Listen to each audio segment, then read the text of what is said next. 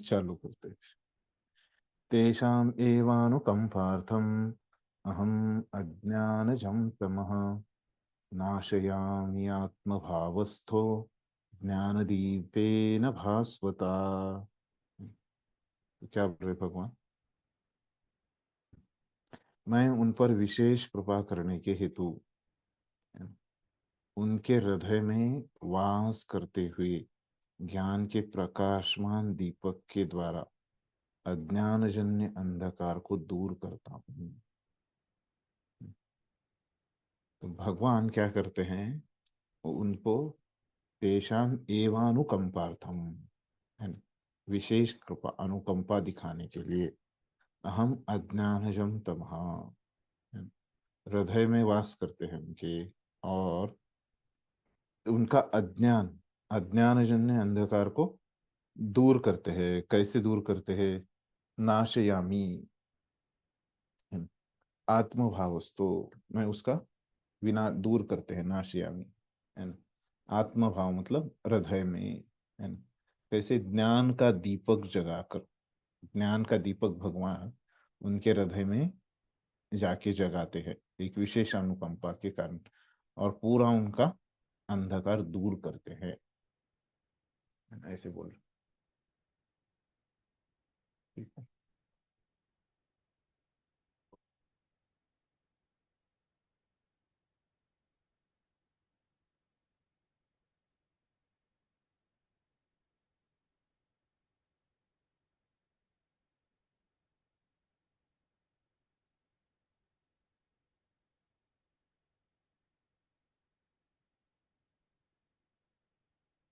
रही कोई पहला परिचय?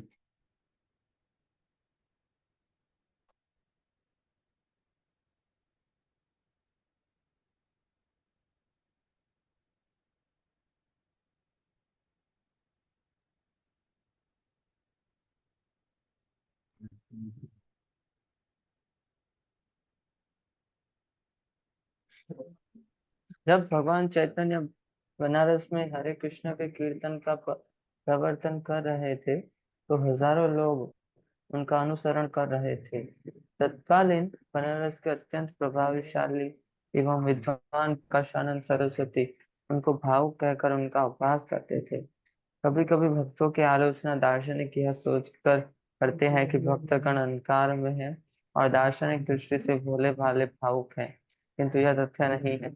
ऐसे अनेक बड़े बड़े विद्वान पुरुष हैं जिन्होंने भक्ति का दर्शन प्रस्तुत किया है, किंतु यदि कोई भक्त उनके इस साहित्य का या अपने गुरु का लाभ न भी उठाए, और यदि वह अपनी भक्ति में एकनिष्ठ रहे, तो उसके अंतर से कृष्ण स्वयं उसकी सहायता करते हैं। अतः कृष्ण भावनामृत में रत एक निष्भक्त ज्ञान रहित नहीं हो सकता।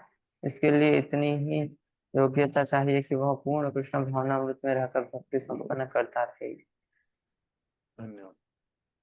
तो क्या बोल रहे हैं कि जो दार्शनिक रहते हैं, तो जैसे कि प्रकाशानंद सरस्वती, है ना, ये क्या करते हैं? भक्तों को एक भावुक कह के, है ना, उनको बोलते हैं कि उनकी निंदा करते हैं, उनका उपहास करते हैं।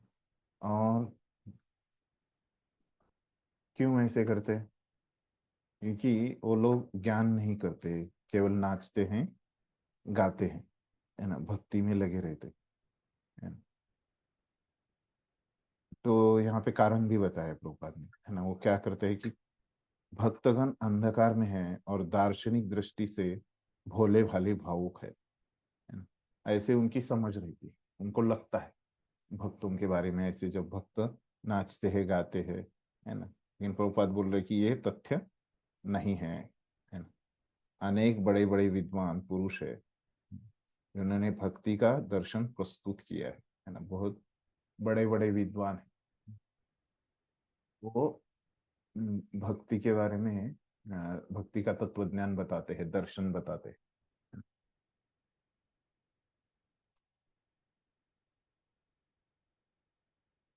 लेकिन अगर कोई भक्त नहीं भी पढ़ पाए ये साहित्य, लेकिन वो केवल भक्ति करके क्या करता है?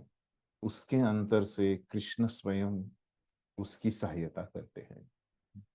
तो केवल इस साहित्य कोई पढ़ेगा भी नहीं, लेकिन क्या होता है, वो भक्ति करेगा तो भगवान उसकी मदद करते हैं अंतर से। तो जो भी भक्ति करता है तो उसमें क्या रहता है, ज्ञान रहता ही है, क्योंकि भक्ति दो चीजों को जन्म लेती है ना, कौन से, ज्ञान और वैराग्य। तो भक्ति करने से स्वतः ही उसमें ज्ञान आ जाता है। तो योग्यता क्या होनी चाहिए कि वह पूर्ण कृष्ण भावनामृत में रह के भक्ति करता रहे, है ना। तो यही योग्यता होनी चाहिए, केवल वो भक्त करता रहे। तो उसमें क्या रहता है, ज्ञान समाहित ही रहता है। तो अलग से कुछ ज्ञान प्राप्त करने की आवश्यकता नहीं है। अगर वो ठीक से भक्ति कर रहा है, बेसिक ज्ञान पता है, तो ठीक है।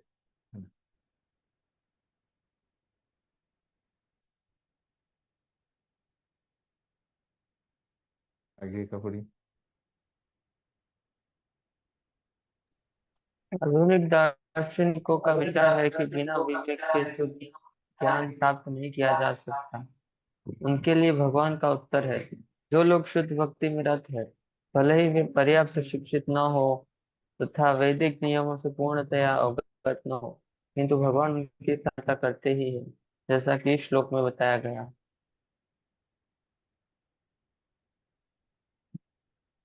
भगवान अर्जुन को बताते हैं कि मात्र चिंतन से परम सत्य भगवान को समझ पाना असंभव है, क्योंकि भगवान इतने महान है कि पूरे मानसिक प्रयास से उन्हें न तो जाना जा सकता है, न ही प्राप्त किया जा सकता।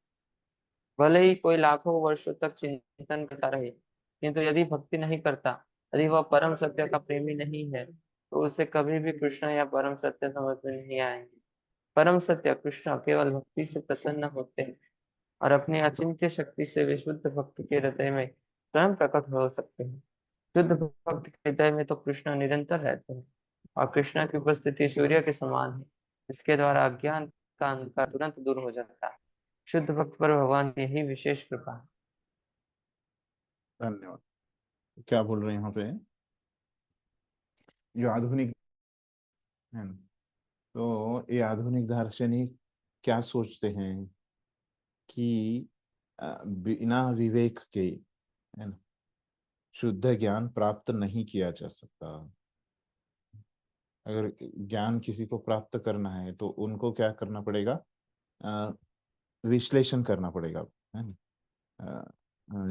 देखना पड़ेगा कि बैठ के शास्त्र पढ़ने पड़ेंगे, सही क्या है गलत क्या है ना। ये सब उनको उसके बारे में विचार करना पड़ेगा, है ना? तो भगवान क्या कर रहे हैं, ऐसे लोग जो समझते हैं, है ना, कि बिना विवेक के, बिना विश्लेषण के भगवान के बारे में अ, ज्ञान, शुद्ध ज्ञान नहीं प्राप्त किया जा सकता।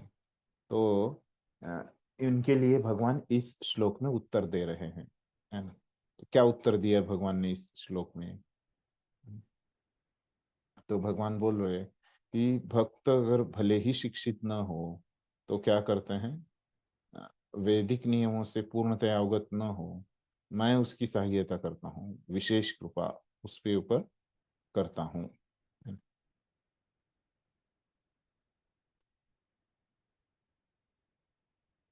और केवल ऐसे जो ज्ञानी लोग बोलते हैं कि चिंतन से भगवान को समझ सकते हैं, है ना, तो केवल चिंतन से भगवान को समझना भी क्या है, मुश्किल है। तो लोग चिंतन करके भी भगवान को समझ नहीं पाते हैं, है ना, अगर वो भक्ति नहीं करते तो।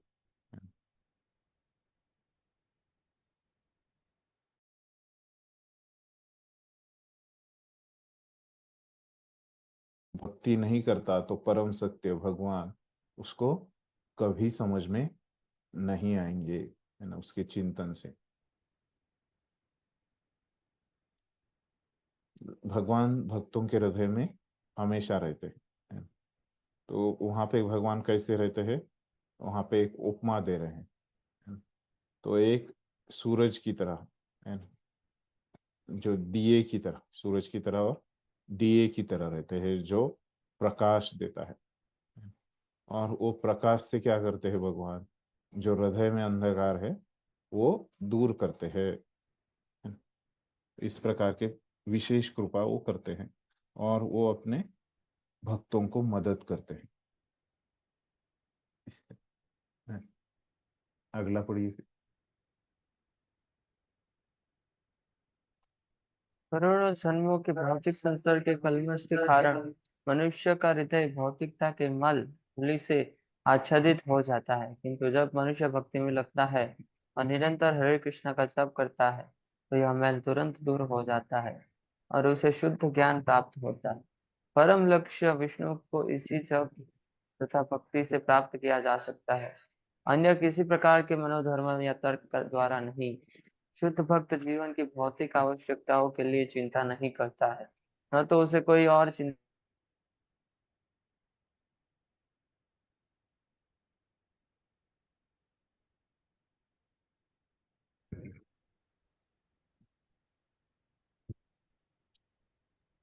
न तो उसे कोई और चिंता करने की आवश्यकता होती है, क्योंकि हृदय से अंधकार हट जाने पर भक्त की प्रेमा भक्ति से प्रसन्न होकर भगवान स्वतः सब कुछ प्रदान करते हैं। यही भगवद गीता का उपदेश सार है। भगवद गीता के अध्ययन से मनुष्य भगवान के शरणागत होकर शुद्ध भक्ति में लग जाता है। जैसे ही भगवान अपने ऊपर भार ले लेते हैं, मनुष्य सारे भौतिक प्रयासों से मुक्त हो जाता है। देखिए क्या बोल रहे हैं, अभी पहले शुरू करते हैं यहाँ पे कि हृदय से, है ना। तो एक बद्ध जीव का हृदय के बारे में बताते हैं। तो कैसे रहता है वो, तो उसमें भौतिकता का मल चढ़ा हुआ रहता है। भौतिक का आच्छादन, मल का आच्छादन उसके ऊपर रहता है वो हृदय में, है ना। और जब भक्त भक्ति करता है, मतलब भक्ति का एक यहाँ पे उदाहरण पे एक अंग लिया है ना, जो कलयुग में महत्वपूर्ण अंग है ना। वो क्या है, हरि नाम लेना, जप करना, है ना। तो मतलब हम ऐसे भी समझते हैं कि वो भक्ति में भक्ति करते रहता है। प्रभुपाद ने भी लिखा है, देखिए भक्ति में लगता है ना। कैसे लगता है, हरे कृष्ण महामंत्र करके। तो भक्ति के प्रभाव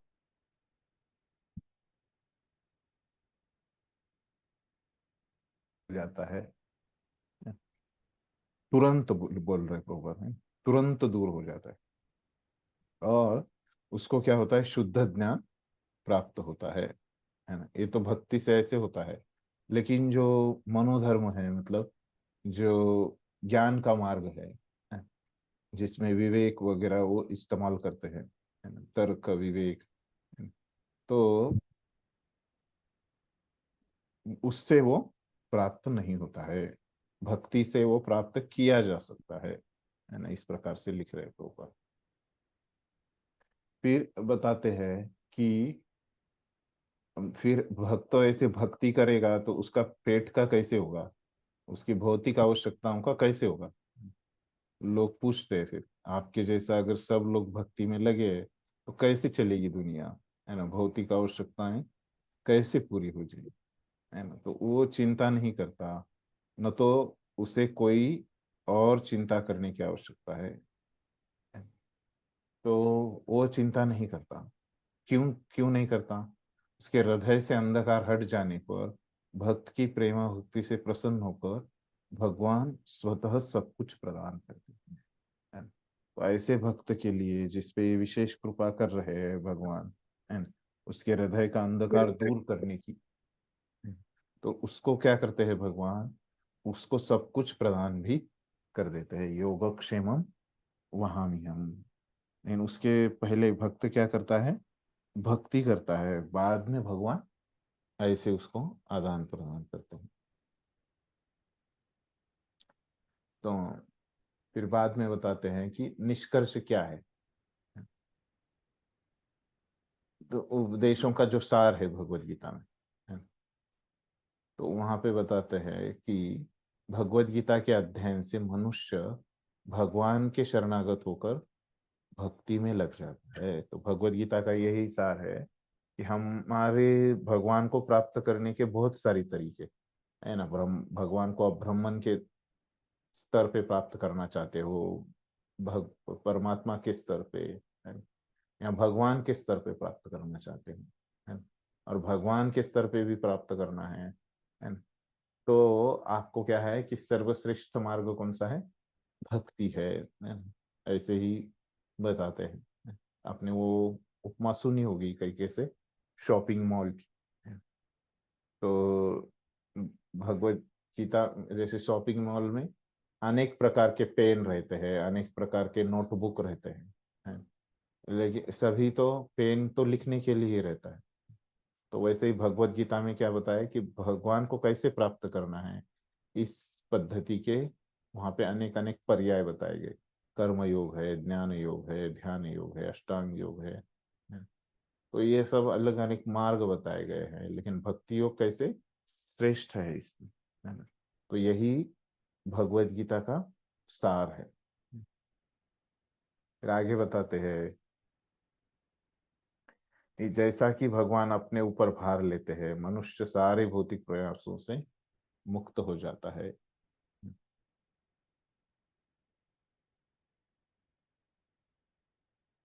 से ही भगवान उसका भार ग्रहण करते हैं उस भक्त का, वो जो भक्ति करता है उसकी वजह से, है। तो वो सब भौतिक बंधनों से मुक्त हो जाता है वो व्यक्ति।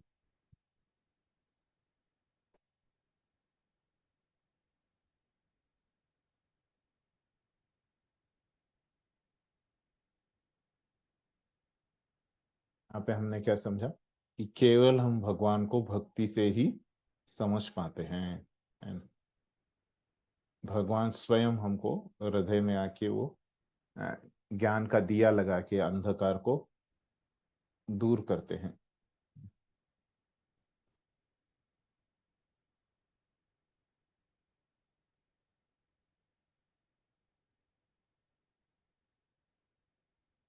तो यहाँ पे बलदेव विद्याभूषण बता रहे हैं कि अंधकार मतलब दूर करना मतलब क्या है, इसको हम कैसे समझ पाएंगे। बताते हैं कि भगवान अंधकार दूर करते हैं, मतलब क्या करते हैं कि भक्त के हृदय में जो इच्छाएं रहती है ना?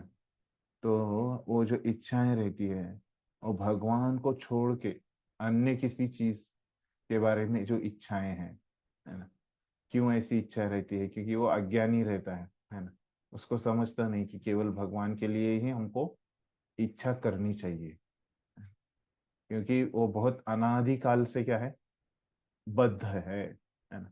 तो इसलिए उसका ज्ञान ढका हुआ है। तो भगवान जब उसको दिया दिखाते हैं, है ना, तो उसका अर्थ क्या है कि वो भगवान को छोड़ के अन्य जो भी चीज की उसके हृदय में जो इच्छाएं हैं, है ना, तो उसको क्या कर देता है, वो छोड़ देता है। भगवान को छोड़ के अन्य किसी चीज के लिए उसके हृदय में इच्छा है,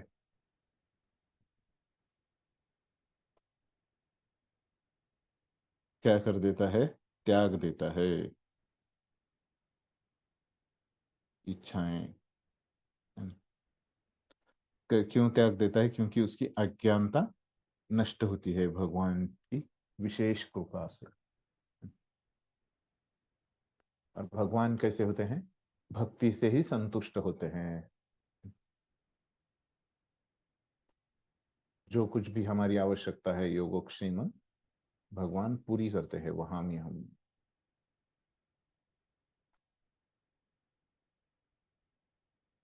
इस प्रकार से वो लिखते हैं।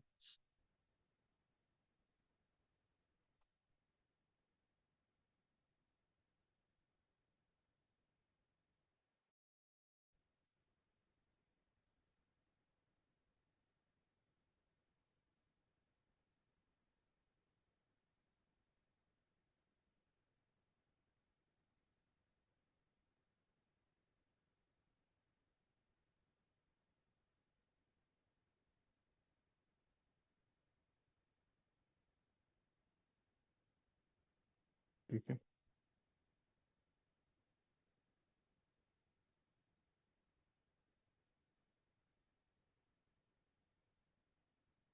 बाकी सेम ही लिखा है, इतना अलग से कुछ है। तो भक्त भक्ति करते हैं और भगवान उनके हृदय का अंधकार दूर करते हैं, है ना।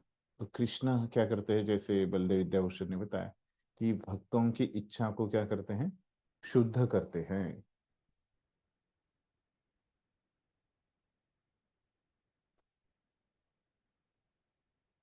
इस प्रकार से ये चतुश्लोकी भगवत गीता में भगवान ने बताया। अभी यहाँ पे पहले परिच्छेद में जो प्रभुपाद ने बताया कि ज्ञान के बारे में, है ना, कि भक्तों को अलग से ज्ञान प्राप्त करने की आवश्यकता नहीं रहती है ना। तो इसके बारे में आगे भी आप लोग देखेंगे, लेकिन अभी यहाँ पे विषय आया है तो कैसे। तो भक्ति में मैंने जैसे बताया कि ज्ञान और वैराग्य रहते हैं, भक्ति में ज्ञान रहता है। तो ये जो ज्ञान रहता है भक्तिमय ज्ञान, और ये क्या रहता है, भक्ति के लिए अनुकूल रहता है ना। तो भक्ति करने के लिए कोई किसी चीज की आवश्यकता नहीं रहती, केवल श्रद्धा होनी चाहिए कि भक्ति से हमको भगवान प्राप्त होंगे, है ना। ऐसे सभी प्रकार के लोग, है ना। तो भक्ति में कोई योग्यता की आवश्यकता नहीं है ना। तो कोई भी भक्ति कर सकता है ना। तो इसलिए प्रभुपाद क्या बताते हैं कि 5 साल के बच्चे से लेके कोई भी भक्ति कर सकता है ना। अमीर गरीब ऐसे कोई योग्यता नहीं है भक्ति में। और यहाँ पे हमको समझ में आता है कि ये भक्ति योग जो है, भक्ति की जो प्रोसेस है ना, तो वो क्या है कि किसी ज्ञान के ऊपर या अन्य किसी चीज के ऊपर क्या है, ये अ, अवलंबित नहीं है ना। वो भक्ति स्वतंत्र एक पद्धति है ना, भगवान को प्राप्त करने की। और ऐसे जो ये दार्शनिक लोग है ना, वो जैसे प्रकाशानंद सरस्वती की तरह है। तो ये जो ज्ञान की बात करते हैं, है ना, तो ये क्या कौन सा ज्ञान की बात करते हैं, अ, जो ज्ञान योग वाला ज्ञान है ना। तो ये जो ज्ञान है कि निर्विशेष ब्रह्म का ज्ञान है, ये जो ज्ञान है, ये सब ज्ञान जो भक्ति के लिए प्रतिकूल रहता है ना। और भगवान के बारे में जो ज्ञान है, जो हम भी भगवान खुद दे रहे हैं, उनका ऐश्वर्य ज्ञान, है ना। तो ऐसे वाला ज्ञान हमने देखा कि कैसे केवल ज्ञान से ही क्या हो जाती है, भगवान के बारे में ज्ञान सुनने से ही हमने देखा था पहले कि हमको भक्ति प्राप्त हो जाती है ना। तो इसीलिए भगवान उनका ऐश्वर्य ज्ञान बता रहे हैं। तो भक्ति में ही क्या रहता है, ये समाविष्ट रहते हैं, है ना, ज्ञान वगैरह ये चीजें। ठीक है। हमारा जो है केंद्र बिंदु क्या है, कृष्णा है। और जब ये ज्ञान का भी केंद्र बिंदु कृष्णा रहते हैं, तो वो क्या हो जाता है, भक्ति योग हो जाता है ना? ज्ञान योग नहीं बनता। तो ऐसे अभी भगवान ने उनके बारे में ज्ञान बताया, है ना। तो जैसे अभी कोई सिखाता है, या भगवान जैसे यहाँ पे उनके बारे में ज्ञान बताया, तो फिर विद्यार्थी को क्या समझ में आ गया, है। तो वो विद्यार्थी स्वयं अभी अर्जुन, है ना, हमने देखा था कि ये चतुश्लोकी भगवत गीता क्यों महत्वपूर्ण है। क्योंकि अर्जुन जब ये सुनता है चतुश्लोकी भगवत गीता, तो क्या करता है, उसकी समझ भी वो यहाँ पे हमको देता है, ऐसे हमने देखा था। तो इसलिए ये महत्वपूर्ण है ना, एक कारण हमने देखा था। तो अभी ये जो अर्जुन की समझ क्या है, वो क्या दे रहा है ना, उसको अभी तक क्या समझ में आ गया भगवत गीता सुन के, है ना, वो अभी वो पहले बताता है। और फिर बाद में कुछ प्रश्न भी पूछता है भगवान को, है ना। तो ये सब अभी विभाग यहाँ से चालू हो रहा है ना। तो ये कहाँ से तक जाता है, 12 से 18 तक ये चलते रहता है। तो पहले अर्जुन उसका समझ बताएगा, फिर कुछ प्रश्न पूछेगा, है। तो क्या समझ में आ गया अर्जुन को अभी तक, वो अभी वो बता रहा है। अर्जुन उवाच परम ब्रह्म परम धाम पवित्रं परमं भवान् पुरुषं शाश्वतं दिव्यं आदिदेवम् अजं विभुम् आहुस्त्वां ऋषयः सर्वे देवर्षि नारदस्तथा असितो देवलो व्यासः स्वयं चैव ब्रवीषि मे। तो अर्जुन अभी बता रहा है कि आप क्या हो? परम ब्रह्म, परम धाम। तो परम मतलब श्रेष्ठ, आप परम भगवान, श्रेष्ठ भगवान। परम धाम हो, सबसे श्रेष्ठ धाम। परम पवित्र आप ही हो, परम सत्य आप ही हो। परम ब्रह्म, परम धाम, पवित्रम परमम भवान, है ना? परम सत्य भी आप ही हो। आप नित्य दिव्य आदि पुरुष, अजन्मा तथा महानतम। उसके लिए क्या बताया? पुरुषम शाश्वत, हाँ? तम दिव्यम आदिदेवम अजम विभुम। फिर बता रहे कि आप तो ऐसे है, तो मैं तो ये बोल रहा हूँ, है ना? तो अभी कोई यहाँ पे बोल सकता है कि अर्जुन तो भगवान का क्या है, रिश्तेदार है ना? तो इसलिए वो ऐसे बढ़ाई कर रहा है, और दोस्त भी है उनका, है ना? तो इसलिए वो क्या कर रहा है, ऐसे भगवान के बारे में स्तुति कर रहा है ना? लेकिन ये सही नहीं है ना? तो बस जैसे हम अपने दोस्त को कोई चढ़ाते हैं, है ना? तो वैसे अर्जुन उनका गुणगान कर रहा है ना? लेकिन ये वास्तविक सत्य है क्या?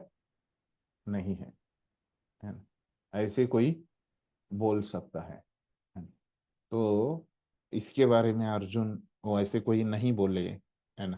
तो इसके लिए पहले ही वो क्या कर रहा है, खबरदारी ले रहा है ना? और क्या बोल रहा है वो, कि ये मेरा ही मत नहीं है, लेकिन देवी देवताओं का भी और ऋषियों का भी ये ही मत है ना?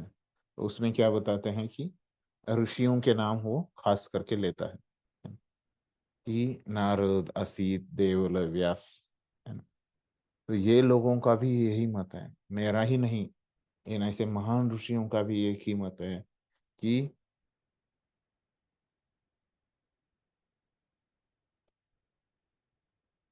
आप क्या हो? परम ब्रह्म, परम धाम, पवित्र, परम सत्य, नित्य दिव्य आदि पुरुष, अजन्मा, है ना? ये सब गुण आपके हैं, है ना? ऐसे वो लोग भी पुष्टि करते हैं। और आप स्वयं भी, कहा कहा आपने, है ना? कहाँ पे कहा? इसी अध्याय में, है ना? उनका ऐश्वर्य ज्ञान कहा, और उनसे ही सब कुछ आता है ना? वो कैसे भगवान है, पवित्र है ना? तो पवित्र हमने ईशोपनिषद में भी देखा था, देखिए, है ना? वहां पे भी बताया कि परम सत्य है वो जो पवित्र है ना? ऐसे बताया था। हाँ, ठीक है। इस प्रकार से अर्जुन ने उनकी समझ व्यक्त की है। बड़ी परिच्छेद पढ़ी, प्रभुपाद इसको कैसे समझा रहे? इन दो श्लोकों में भगवान आधुनिक दार्शनिक को अवसर प्रदान करते हैं, क्योंकि यहाँ यह स्पष्ट है कि परमेश्वर जीवात्मा से भिन्न है। इस अध्याय के 4 महत्वपूर्ण श्लोकों को सुनकर अर्जुन की सारी शंकाएं जाती रही और उसने कृष्ण को भगवान स्वीकार कर लिया। उसने तुरंत ही उद्घोष किया, आप पर ब्रह्म है। इसके पूर्व कृष्ण कह चुके हैं कि वे प्रत्येक वस्तु तथा प्रत्येक प्राणी के आदि कारण हैं। प्रत्येक देवता तथा प्रत्येक मनुष्य उन पर आश्रित है। वे अज्ञानवश अपने को भगवान से परम स्वतंत्र मानते हैं। ऐसा अज्ञान भक्ति करने से पूरी तरह मिट जाता है। भगवान ने पिछले श्लोक में इसकी पूरी व्याख्या की है। अब भगवत कृपा से अर्जुन उन्हें परम सत्य रूप में स्वीकार कर रहा है, जो वैदिक आदेशों के सर्वथा अनुरूप है। ऐसा नहीं है कि परम सखा होने के कारण अर्जुन कृष्ण की चाटुकारी करते, हर उन्हें परम सत्य भगवान कह रहा है। इन दो श्लोकों में अर्जुन जो भी कहता है उसकी पुष्टि वैदिक सत्य द्वारा होती है। वैदिक आदेश इसकी पुष्टि करते हैं कि जो कोई परमेश्वर की भक्ति करता है वही उन्हें समझ सकता है, अन्य कोई नहीं। इन श्लोकों में अर्जुन द्वारा कहे शब्द वैदिक आदेशों द्वारा पुष्ट होते हैं।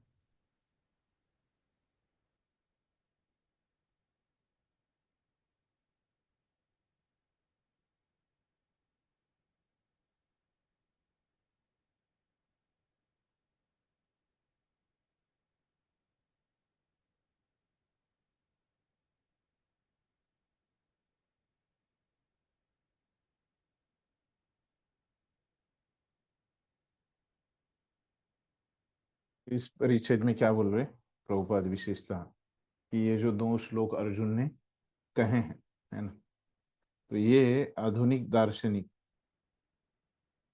को अवसर प्रदान करते हैं कि वो बताते हैं, उनको समझ में आता है इससे कि कैसे ईश्वर, है ना, और जीवात्मा ये दोनों में अंतर है। कि क्योंकि बोल रहे हैं ना क्लियरली, है ना, कि आप परम है ना, आप भगवान है ना। इससे क्लियर हो जाता है कि कैसे प्रभुपाद बोल रहे हैं कि भगवान और जो जीव है दो अलग अलग है ना। फिर आगे बताते हैं कि परम ब्रह्म के बारे में, है ना। तो अर्जुन ने ऐसे स्वीकार किया है कि भगवान को, कृष्ण को भगवान मान के उन्होंने स्वीकार किया है, इसलिए उन्होंने परम ब्रह्म ये शब्द इस्तेमाल किए हैं, है ना, कृष्ण के लिए। तो ये कैसे उनको समझ हो गई, तो प्रभुपाद बता रहे कि जो हमने पहले ही चर्चा किया था कि ये चतुश्लोकी भगवद गीता के बाद अर्जुन क्या करता है, उसको क्या समझ में आ गया, है ना, तो ये बताता है ना। उसको प्रभुपाद ने कैसे किया कि चार महत्वपूर्ण श्लोक, है ना, इस प्रकार से लिखा है चतुश्लोकी भगवद गीता को। फिर इसके पूर्व कृष्ण कह चुके हैं कि वस्तु तथा प्रत्येक प्राणी के आदि कारण कौन है, भगवान है, अहम सर्वस्य प्रभवो। और ये जो वो कह रहे हैं, है ना, तो ये देवता तथा प्रत्येक मनुष्य उनके ऊपर ही जो आश्रित है, और ये बद्ध जीव जो है वो केवल अज्ञानता से क्या कर समझता है, उनसे भिन्न समझता है। और भक्ति करने से उन्होंने देखा कि क्या, ज्ञान दीपेन भास्वताम, है। तो भगवान जो ज्ञान देते हैं भक्ति करने से, तो क्या होता है, ऐसे अज्ञान चला जाता है।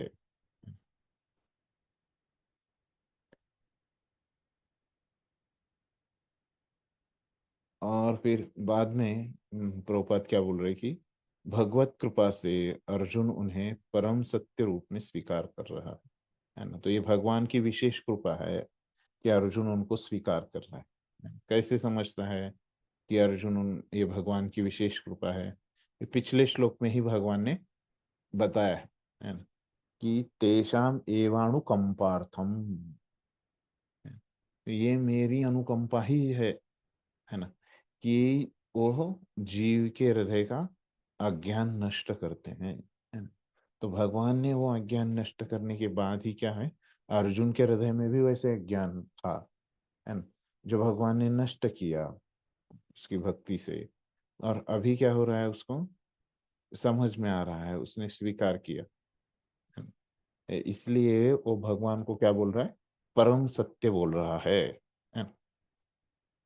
और ये सब जो है, ये वैदिक साहित्यों में भी, है ना, ये सब ऐसे उन्होंने स्वीकार किया है कि कृष्ण ही परम भगवान है ना। तो प्रभुपाद अभी बताएंगे वो वैदिक शास्त्रों में से श्लोक, है ना, कि कैसे कृष्ण ही भगवान है। ये जो श्लोक में चीजें बताई है ना अर्जुन ने, तो वो कैसे है, ठीक है, ये अभी अगले प्रभुपाद बताएंगे। तो ये दो परिचित पढ़िए। केन उपनिषद में कहा गया है, पर ब्रह्म प्रत्येक वस्तु के आश्रय है। और कृष्ण पहले ही कह चुके हैं कि सारी वस्तुएं उन्हीं पर आश्रित है। मुंडक उपनिषद में पुष्टि की गई है कि जिन परमेश्वर पर सब कुछ आश्रित है, उन्हें उनके चिंतन में रत रहकर ही प्राप्त किया जा सकता है। कृष्ण का यह निरंतर चिंतन स्मरणम है, जो भक्ति की नौ विधियों में से है। भक्ति के द्वारा ही मनुष्य कृष्ण की स्थिति को समझ सकता है और इस भौतिक देह से छुटकारा पा सकता है। वेदों में परमेश्वर को पवित्र माना गया है। जो व्यक्ति कृष्ण को परम पवित्र मानता है वह समस्त पाप कर्मों से शुद्ध हो जाता है। भगवान की शरण में गए बिना पाप कर्मों से शुद्धि नहीं हो पाती। अर्जुन द्वारा कृष्ण को परम पवित्र मानना वेद सम्मत है। इसकी पुष्टि नारद आदि ऋषियों द्वारा भी हुई है। एकदम स्पष्ट बता रहे कि कैसे केन उपनिषद, मुंडक उपनिषद में बताया गया है कि कैसे सब कुछ भगवान के ऊपर ही आश्रित है, और उनके चिंतन से क्या होता है, वो हम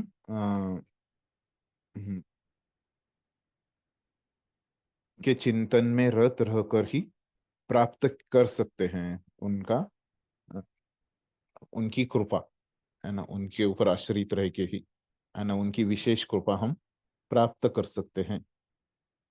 और उनका ये जो चिंतन है ना, तो ये क्या है, कहते हैं इसको स्मरणम कहा जाता है, जो कि भक्ति की 9 विधियों में से एक है।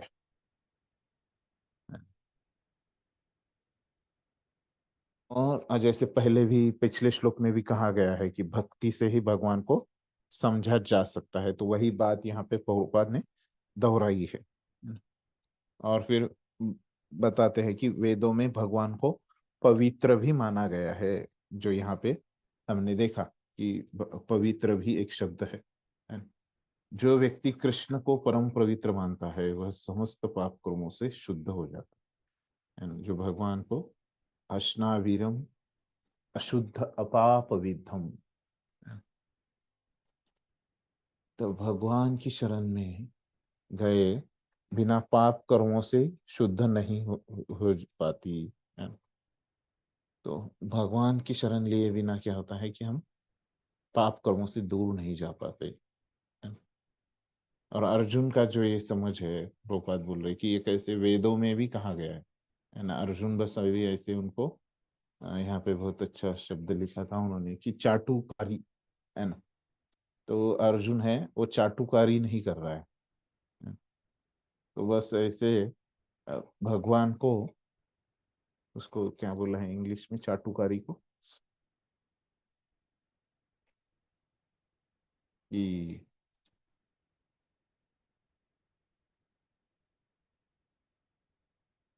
फ्लैटरिंग।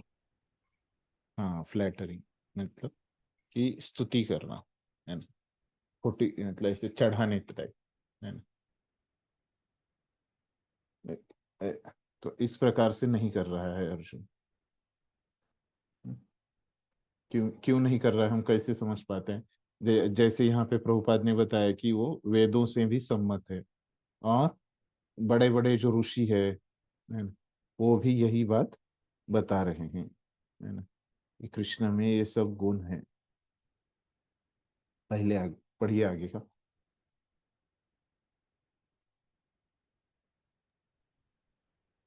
कृष्ण भगवान है और मनुष्य को चाहिए कि वह निरंतर उनका ध्यान करते हुए उनसे दिव्य संबंध स्थापित करे। वे परम अस्तित्व है। वे समस्त शारीरिक आवश्यकताओं तथा जन्म मरण से मुक्त है। इसकी पुष्टि अर्जुन ही नहीं अपितु सारे वेद पुराण तथा इतिहास ग्रंथ करते हैं। सारे वैदिक साहित्य में कृष्ण का ऐसा वर्णन मिलता है और भगवान स्वयं चौथे अध्याय में कहते हैं, यद्यपि मैं अजन्मा हूँ किंतु धर्म की स्थापना के लिए इस पृथ्वी पर प्रकट होता हूँ। वे परम पुरुष है, उनका कोई कारण नहीं है क्योंकि वे समस्त कारणों के कारण है और सब कुछ उन्हीं से उद्भूत है। ऐसा पूर्ण ज्ञान केवल भगवत कृपा से प्राप्त होता है।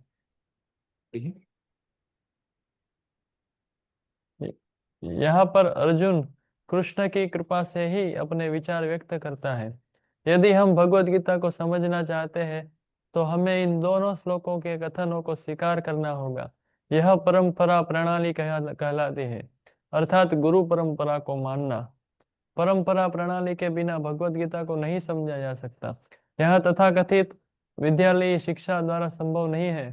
दुर्भाग्यवश जिन्हें अपनी उच्च शिक्षा पर घमंड है वे वैदिक साहित्य के इतने प्रमाणों के होते हुए ही अपने इस दुराग्रह पर अड़े रहते हैं कि कृष्ण एक सामान्य व्यक्ति है। अभी देखिए प्रभुपाद क्या बोल रहे हैं कि भगवत गीता में भी स्वीकार किया गया है कि कृष्ण क्या है, अजन्मे है। और तो जो बड़े ऋषि है वो भी स्वीकार करते हैं। और अर्जुन भी अभी यहाँ पे बता रहा है कि कृष्ण ही कैसे भगवान है, पूर्ण पुरुषोत्तम भगवान है। तो अगर भगवत गीता आपको समझनी है तो कैसे ये अर्जुन के भाव में हमको समझना पड़ेगा।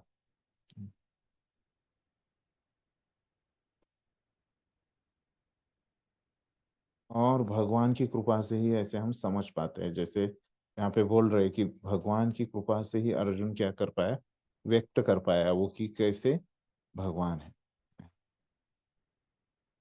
तो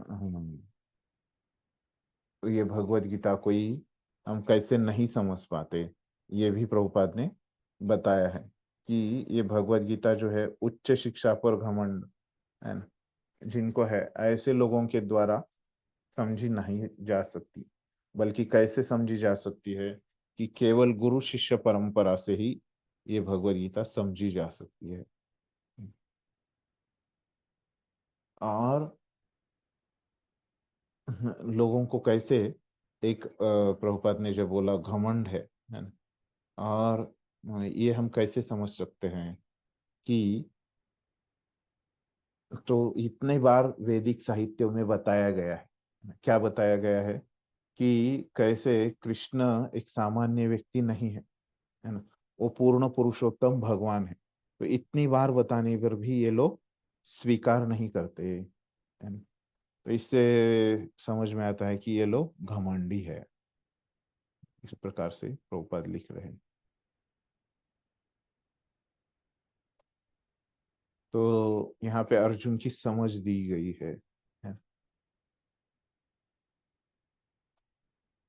तो ये मायावादी लोग जो बोलते हैं कि कैसे अहम ब्रह्मास्मि है ना, तो ये कैसे है, हम इसको कैसे समझ सकते हैं कि जैसे अभी हम भारतीय है ना, और हमारे भारत का जो प्रधानमंत्री है वो भी हम भारतीय है।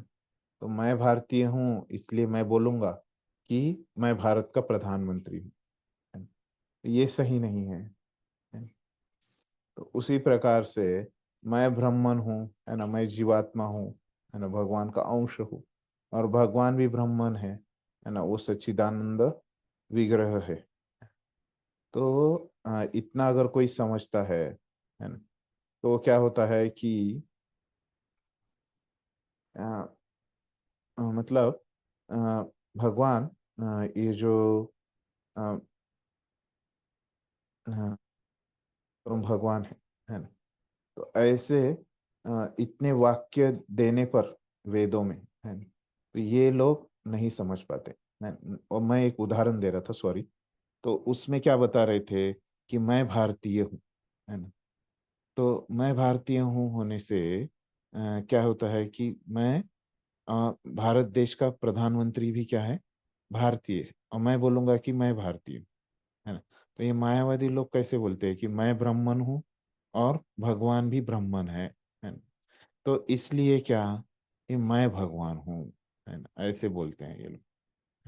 तो हम दोनों भी ब्राह्मण हैं क्योंकि आत्मा जो है वो सच्चिदानंद भगवान का अंश है। तो एक अंश मात्र हम में भी गुण है। तो लेकिन हम क्या भगवान हो सकते हैं, क्या नहीं हो सकते। तो ये बात हमको यहाँ पे समझनी है। और एक कारण यहाँ पे बताया जाता है कि कैसे अर्जुन जो बोल रहा है कि ये सही है ना, कि वो भगवान है ना। तो जैसे अभी किसी को लग सकता है कि अर्जुन जैसे हम अपने दोस्तों को चढ़ाते हैं, उसी प्रकार से अर्जुन अभी भगवान को चढ़ा रहा है यहाँ पे है ना, ऐसे कोई बोलेगा तो हम उसको बता सकते हैं कि कैसे अर्जुन ने दूसरे अध्याय के 11वें श्लोक में क्या बोला है, शिष्यस्ते हम शादी माम त्वाम प्रपन्नम। तो अर्जुन ने क्या बोला है कि भगवान तुम अभी मुझे शिष्य के रूप में स्वीकार कीजिए, है ना? आप मुझे शिष्य के रूप में स्वीकार कीजिए, है ना? और वहां से जो प्रश्न वो पूछ रहा है और भगवान जो बता रहे हैं, है ना, उसके बारे में, तो इसमें क्या है कि हम देखते हैं कि एकदम गंभीर चर्चा वहां पे चल रही है ना, एकदम वहां पे हंसी मजाक का बिल्कुल मूड नहीं है ना, ये हम देखते हैं। तो इसीलिए अर्जुन एकदम अभी सीरियस मूड में है, और वो क्या कर रहा है, गंभीर अ, उसका मूड है ना, और वो भगवान को ऐसे स्वीकार कर रहा है ना, परम ब्रह्म परम धाम पवित्रम, है ना। तो ये सब चीज तो हम अ, सोच सकते हैं कि एकदम यहाँ पे गंभीर है अर्जुन, है ना, मजाक बिल्कुल नहीं कर रहा है ना। तो इसलिए भगवान क्या है कि परम भगवान है और वो पवित्र है।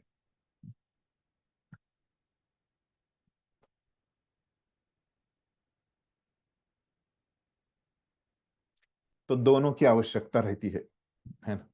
तो शास्त्रों में यहाँ पे जो बताया गया है ना, कि अर्जुन ने जो बात बोली, है ना, ये वैदिक शास्त्रों में भी ऐसे ही है। प्रभुपाद बता रहे कि वैदिक शास्त्र में वचन है, तो अगर कोई बात को स्वीकार करना है ना, तो दोनों चीजों की आवश्यकता रहती है। कौन से दोनों चीजों की आवश्यकता रहती है ना, कि ऐसे शास्त्रों से प्रमाण, है ना, और एक व्यक्ति का अनुभव, है ना। तो कुछ अगर आपको स्वीकार करना है तो आपका अनुभव भी क्या करते हैं, आप देखते हैं, है ना, कि कैसे है बाबा आप, मेरा अनुभव उस चीज के बारे में, और उसके बारे में शास्त्रों में भी क्या बताया गया है ना, ये भी, ये दोनों के मिला के व्यक्ति तय करता है ना, कि उसको स्वीकार करना है क्या नहीं करना। तो अभी जो अर्जुन यहाँ पे क्या है कि उसको शास्त्रों के भी वचन उसने सुने और उसका भी अनुभव ऐसे हुआ, है ना। तो ऐसे इसलिए अर्जुन अभी स्वीकार कर रहा है।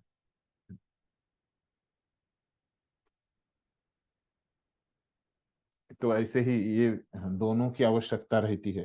तो इसलिए दो कन्वर्सेशन में प्रभुपाद ने एक बार बोला था, है ना।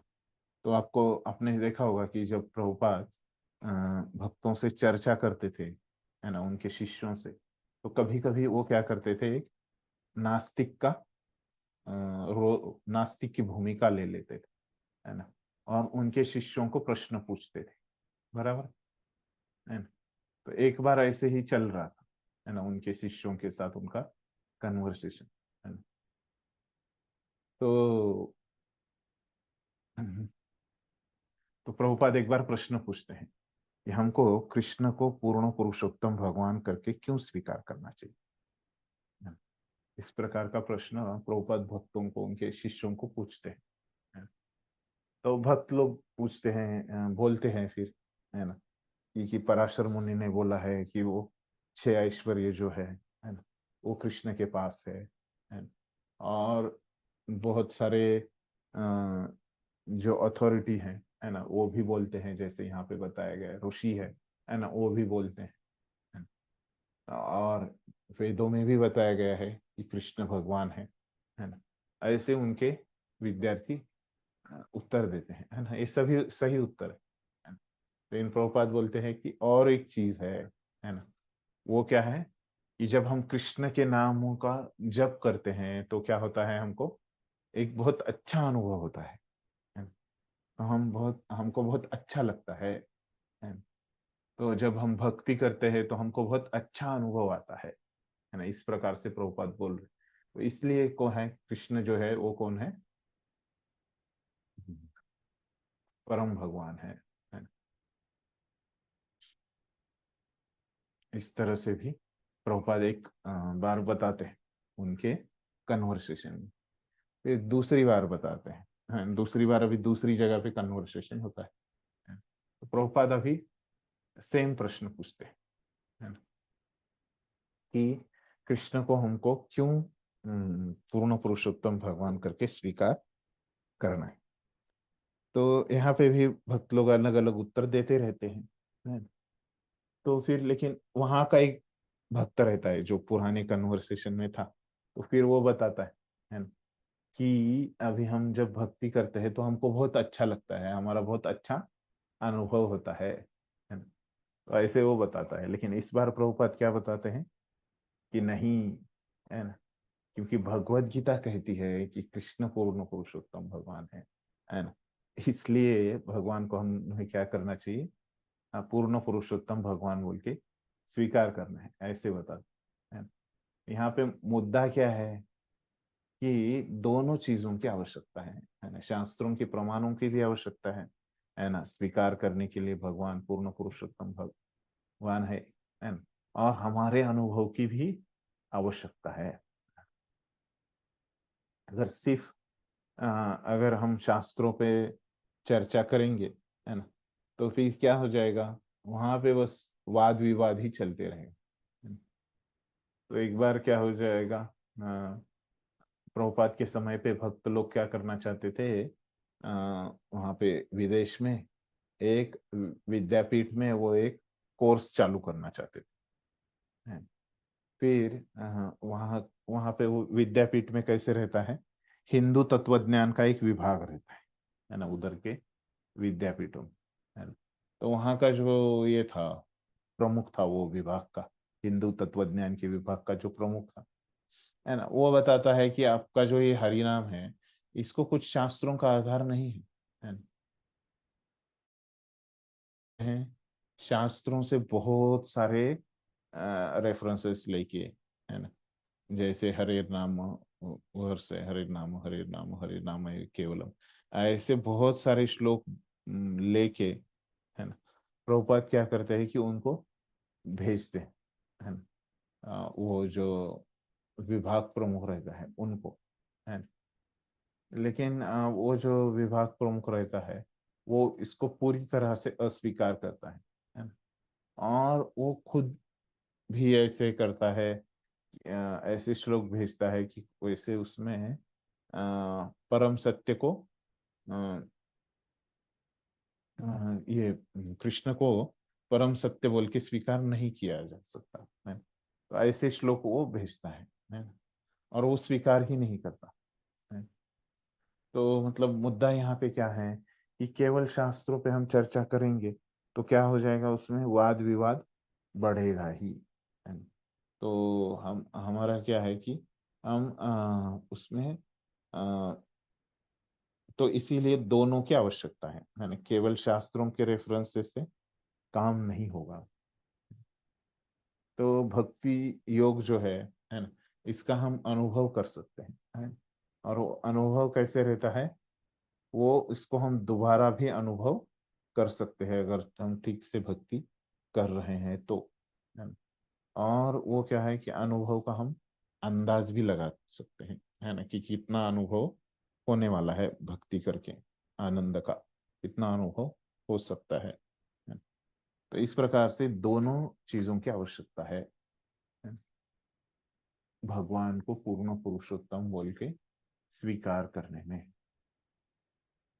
ठीक है।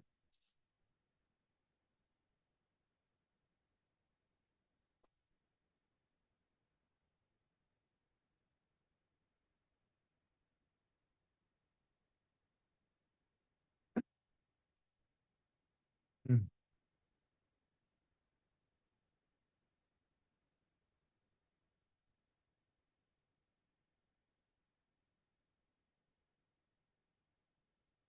आगे बता रहे कि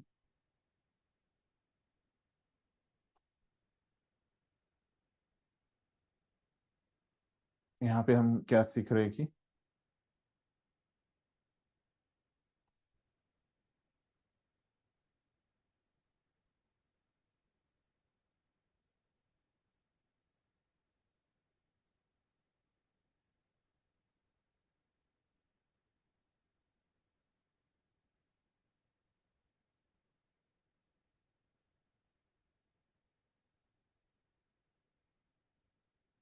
आचार्यों ने इसके संस्कृत श्लोक भी दिए हैं, है ना, जो प्रभुपाद ने यहाँ पे नहीं दिए हैं।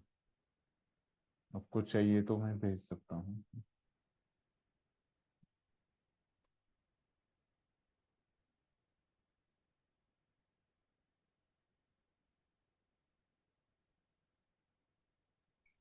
किसके संस्कृत श्लोक को?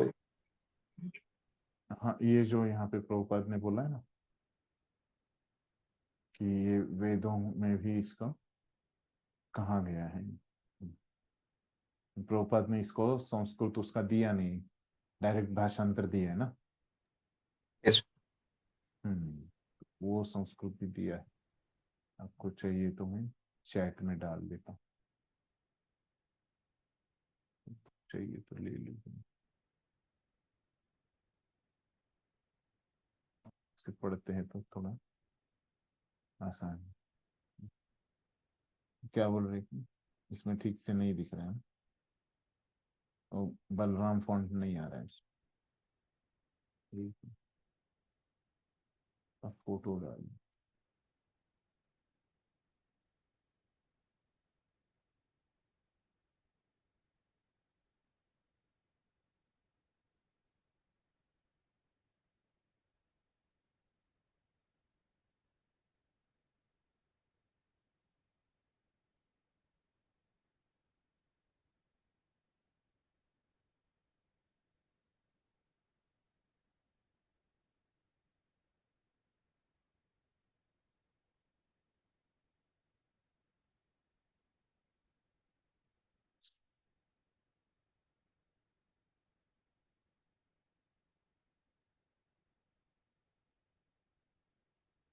क्या बोल रहे इसमें कि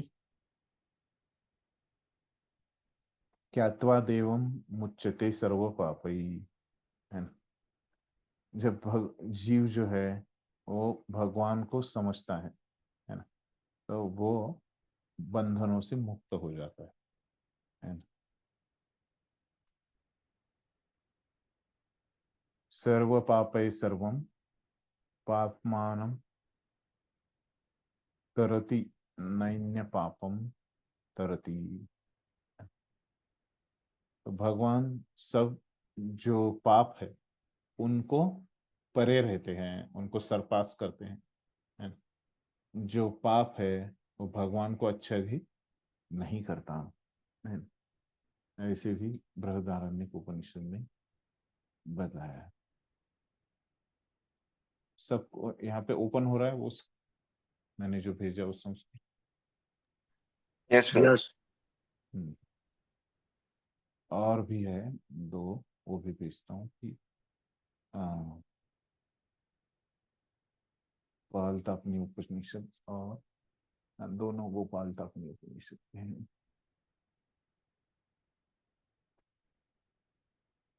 अभी मैंने कौन सा भेजा था?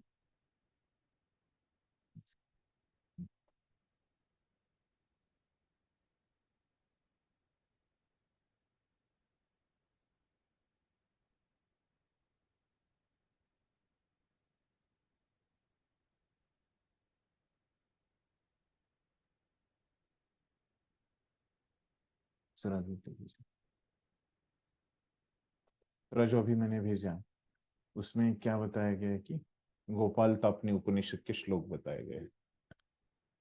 तो क्या है कि तस्मात् कृष्ण एव परो देवस्तम ध्यायते तम रसेत तम भजेत तम यजेत। तो इसलिए क्या है कि कृष्ण भगवान है, तो इसलिए उनके ऊपर ध्यान करना चाहिए, ध्यायेत है।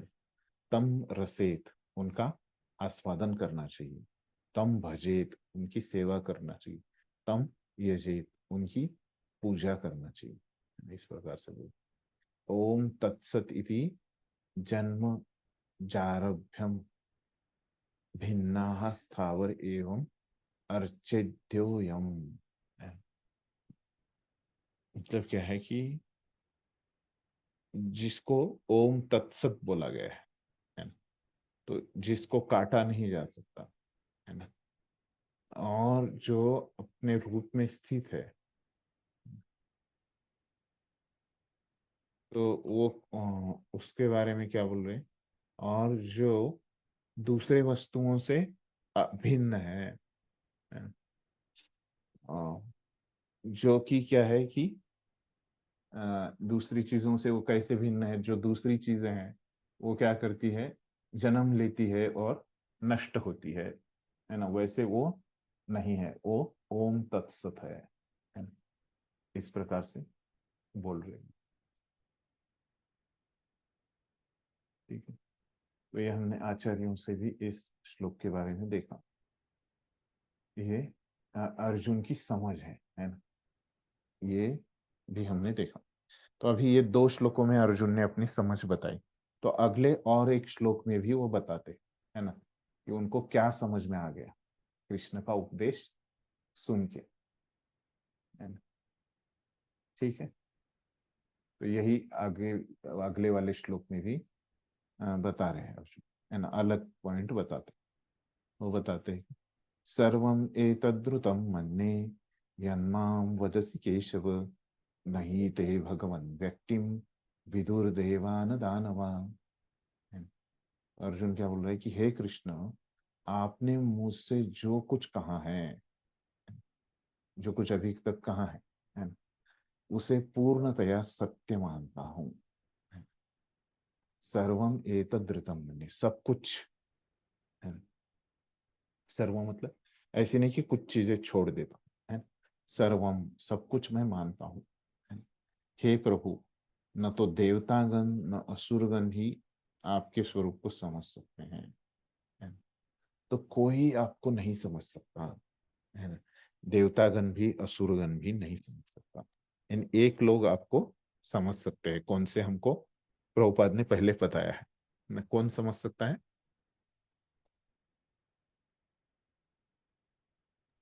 डिवोटीज। हाँ, डिवोटीज। भक्त लोग उनको भक्ति करने से, भक्ति से भगवान को समझ पाते हैं, है ना। ठीक है, ये अर्जुन ने फिर आगे उसका समझ यहाँ पे बताया कि वो सब कुछ स्वीकार करता है। और यहाँ पे उसने समझ बताई उसकी कि अभी तक स्वीकार किया, और नया उन्होंने बताया कि देवतागण, है ना, असुरगण, है ना, ये कोई भी भगवान को नहीं समझ सकता, है ना, भगवान को समझ पाते हैं। पढ़िए तात्पर्य।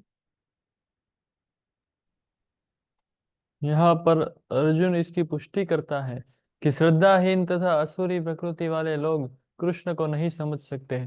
जब देवतागण तक उन्हें नहीं समझ पाते तो आधुनिक जगत के तथाकथित विद्वानों का क्या कहना। भगवत कृपा से अर्जुन समझ गया कि परम सत्य कृष्ण है और वे संपूर्ण है। अतः हमें अर्जुन के पथ का अनुसरण करना चाहिए। उसे भगवत गीता का प्रमाण प्राप्त था। जैसा कि भगवत गीता के 4th अध्याय में कहा गया है, भगवत गीता के समझने की गुरु परंपरा का ह्रास हो चुका था। अतः कृष्ण ने अर्जुन से उसकी पुनः स्थापना की, क्योंकि वे अर्जुन को अपना परम प्रिय सखा तथा भक्त समझते थे। अतः जैसा कि गीतोपनिषद की भूमिका में हमने कहा है, भगवत गीता का ज्ञान परंपरा विधि से प्राप्त करना चाहिए। परंपरा विधि के लुप्त होने पर उनके सूत्रपात के लिए अर्जुन को चुना गया। हमें चाहिए कि अर्जुन का हम अनुसरण करें, जिसने कृष्ण की सारी बातें जान ली। तभी हम भगवत गीता के सार को समझ सकेंगे और तभी कृष्ण को भगवान रूप में जान सकेंगे।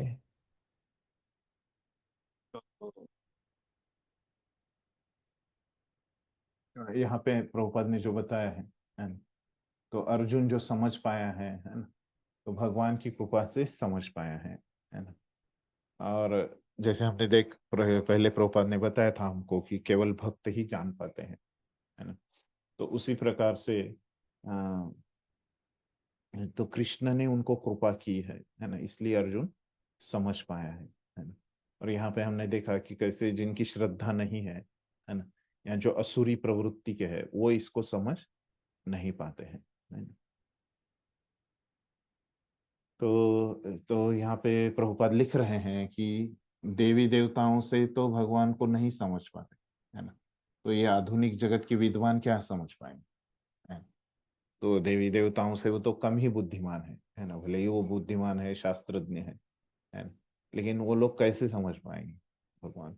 नहीं है, उनसे ज्यादा बुद्धिमान लोग नहीं समझ पा रहे, ऐसे बताते। फिर बताते कि कैसे परंपरा की आवश्यकता है भगवान को बारे में ज्ञान समझने की। तो जो मूल हमारी परंपरा थी, है ना, पुरानी परंपरा, वो लुप्त हो गई, है ना। तो फिर से ये परंपरा बनाए रखने के लिए भगवान क्या बता रहे, जो पहले ही उन्होंने भगवत गीता बताई है ना, जो चौथे अध्याय में वो बताते हैं कि कैसे उन्होंने सूर्य देव को बताई थी, है ना? और उनसे कैसे परंपरा आ रही थी, है ना? लेकिन वो काल के प्रभाव से लुप्त हो गई, है ना? तो इसलिए फिर से वो परंपरा वो बना रहे हैं, है ना?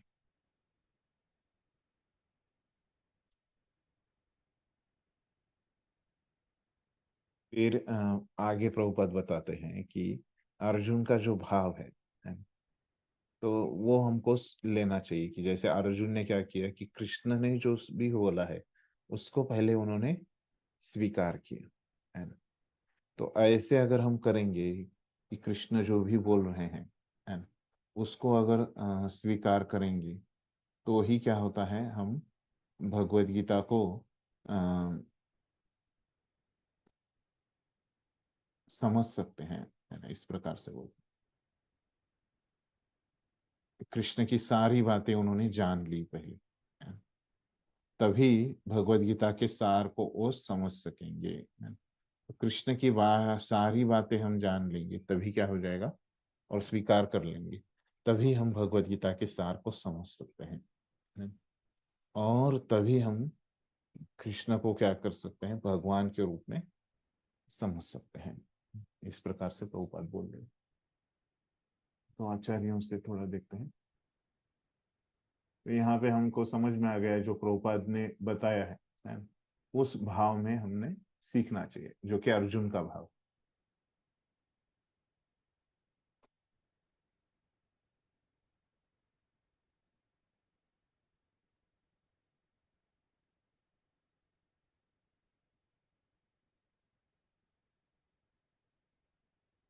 तो यहाँ पे जो बोल रहे आचार्यगण क्या कर रहे हैं कि अर्जुन ने यहाँ पे कौन सा शब्द इस्तेमाल किया है, केशव, है ना?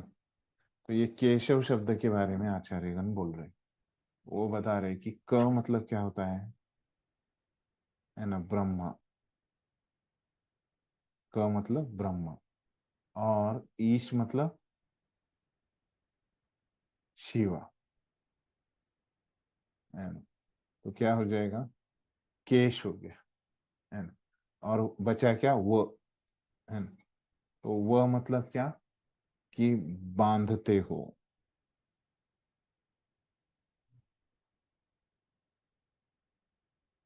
तो आप क्या करते हो,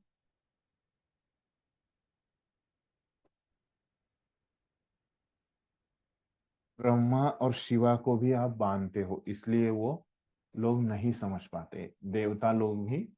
यहाँ पे जो बोला है कि न विदुर देवान दानव, है ना?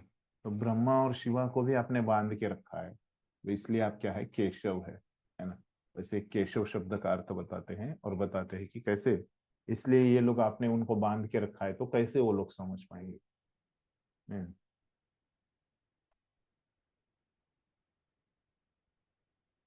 ठीक है, तो एक पॉइंट वो बताते हैं आचार्य अलग से।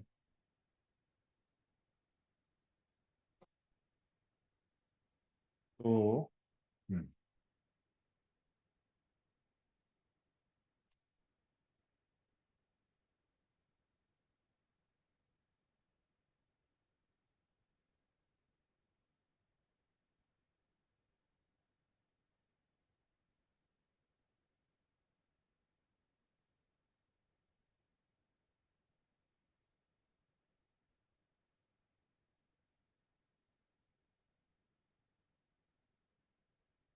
अभी यहाँ पे जो अर्जुन ने है कि वो स्वीकार किया है ना?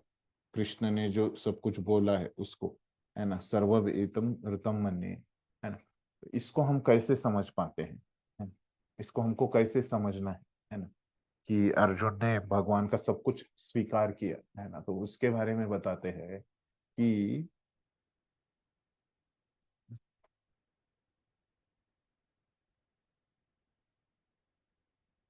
तो हमारा जो मत है उसको बाजू में रख के, है ना, हमको ये सुनना है ना?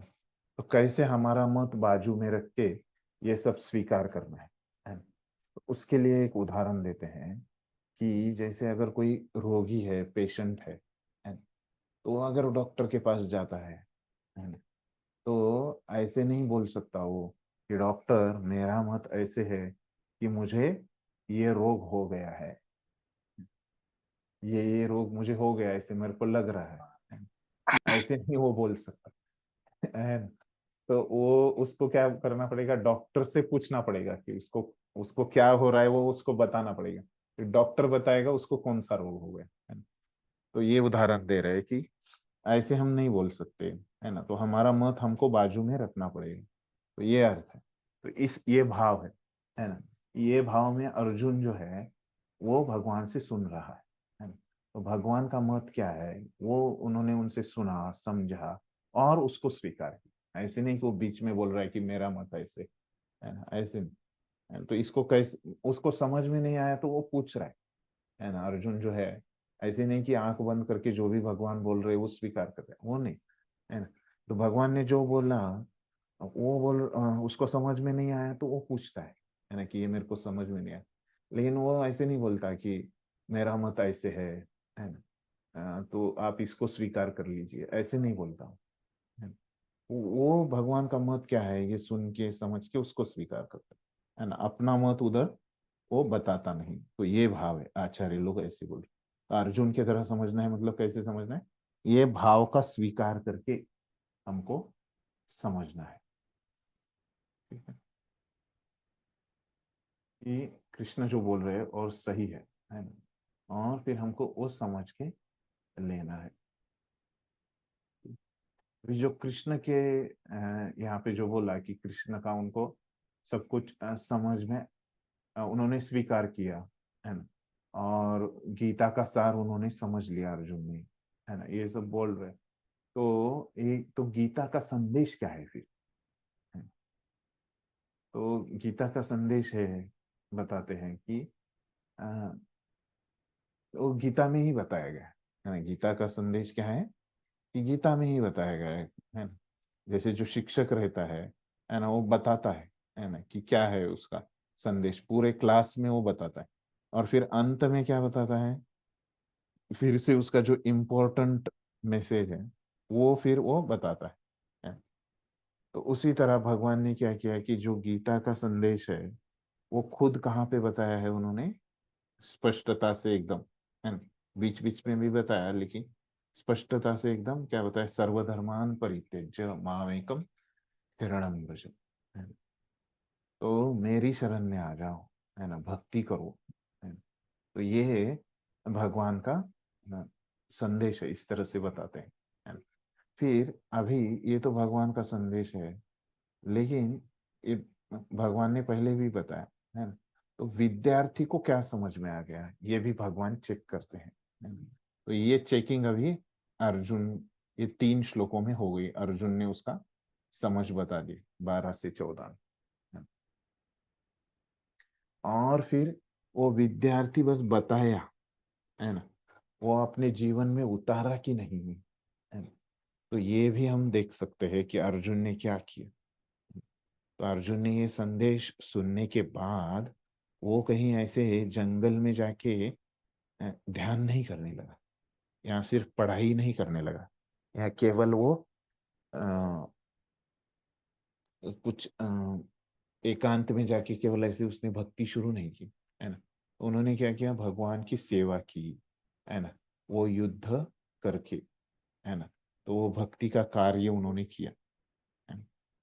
तो ऐसे आचार्य बता रहे कि इस तरह से ये 3 चीजों से हमको समझ में आता है कि अर्जुन ने कैसे कार्य किया, है ना, भक्ति का कार्य किया, है ना, ऐसे वो बता रहे।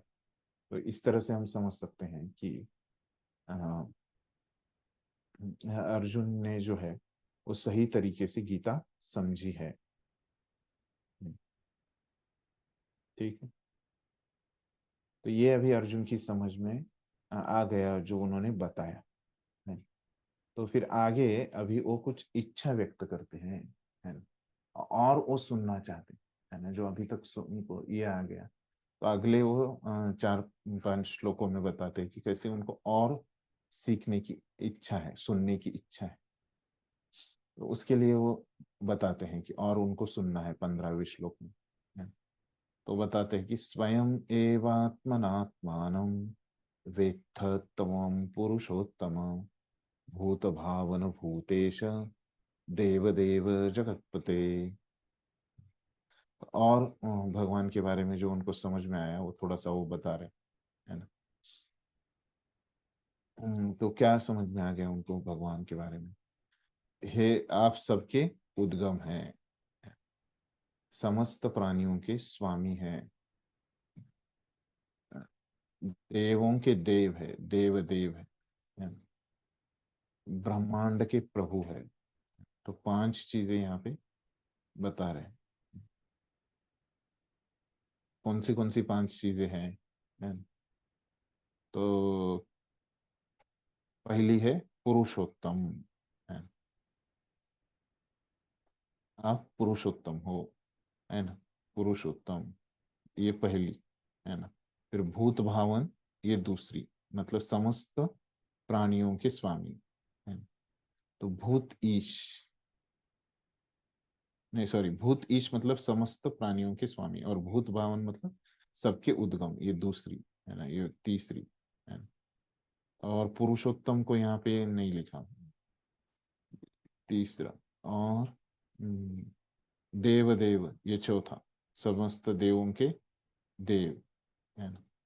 और जगतपते मतलब ब्रह्मांड के प्रभु है ना। शायद से परम पुरुष मतलब पुरुषोत्तम ऐसे, पुरुषोत्तम मतलब क्या कि पुरुषों में उत्तम, ये परम पुरुष को उन्होंने बोला है। तो ऐसे ये 5 चीजें यहाँ पे अर्जुन बताते हैं कि भगवान ऐसे हैं है ना। वो पुरुषोत्तम है, सभी के उद्गम है, समस्त प्राणियों के स्वामी है ना, देवों के देव है, और जगत पते है ना, इस जगत के ब्रह्मांड के वो पति है, स्वामी है। निसंदेह आप, एकमात्र आप ही है कि अपने को अपनी अंतरंगा शक्ति से जानने वाले हैं। तो स्वयं एव आत्मान, आप खुद ही आपको जान सकते हैं, और कोई आपको जान नहीं सकता आपके अंतरंगा शक्ति से। पढ़े आगे का।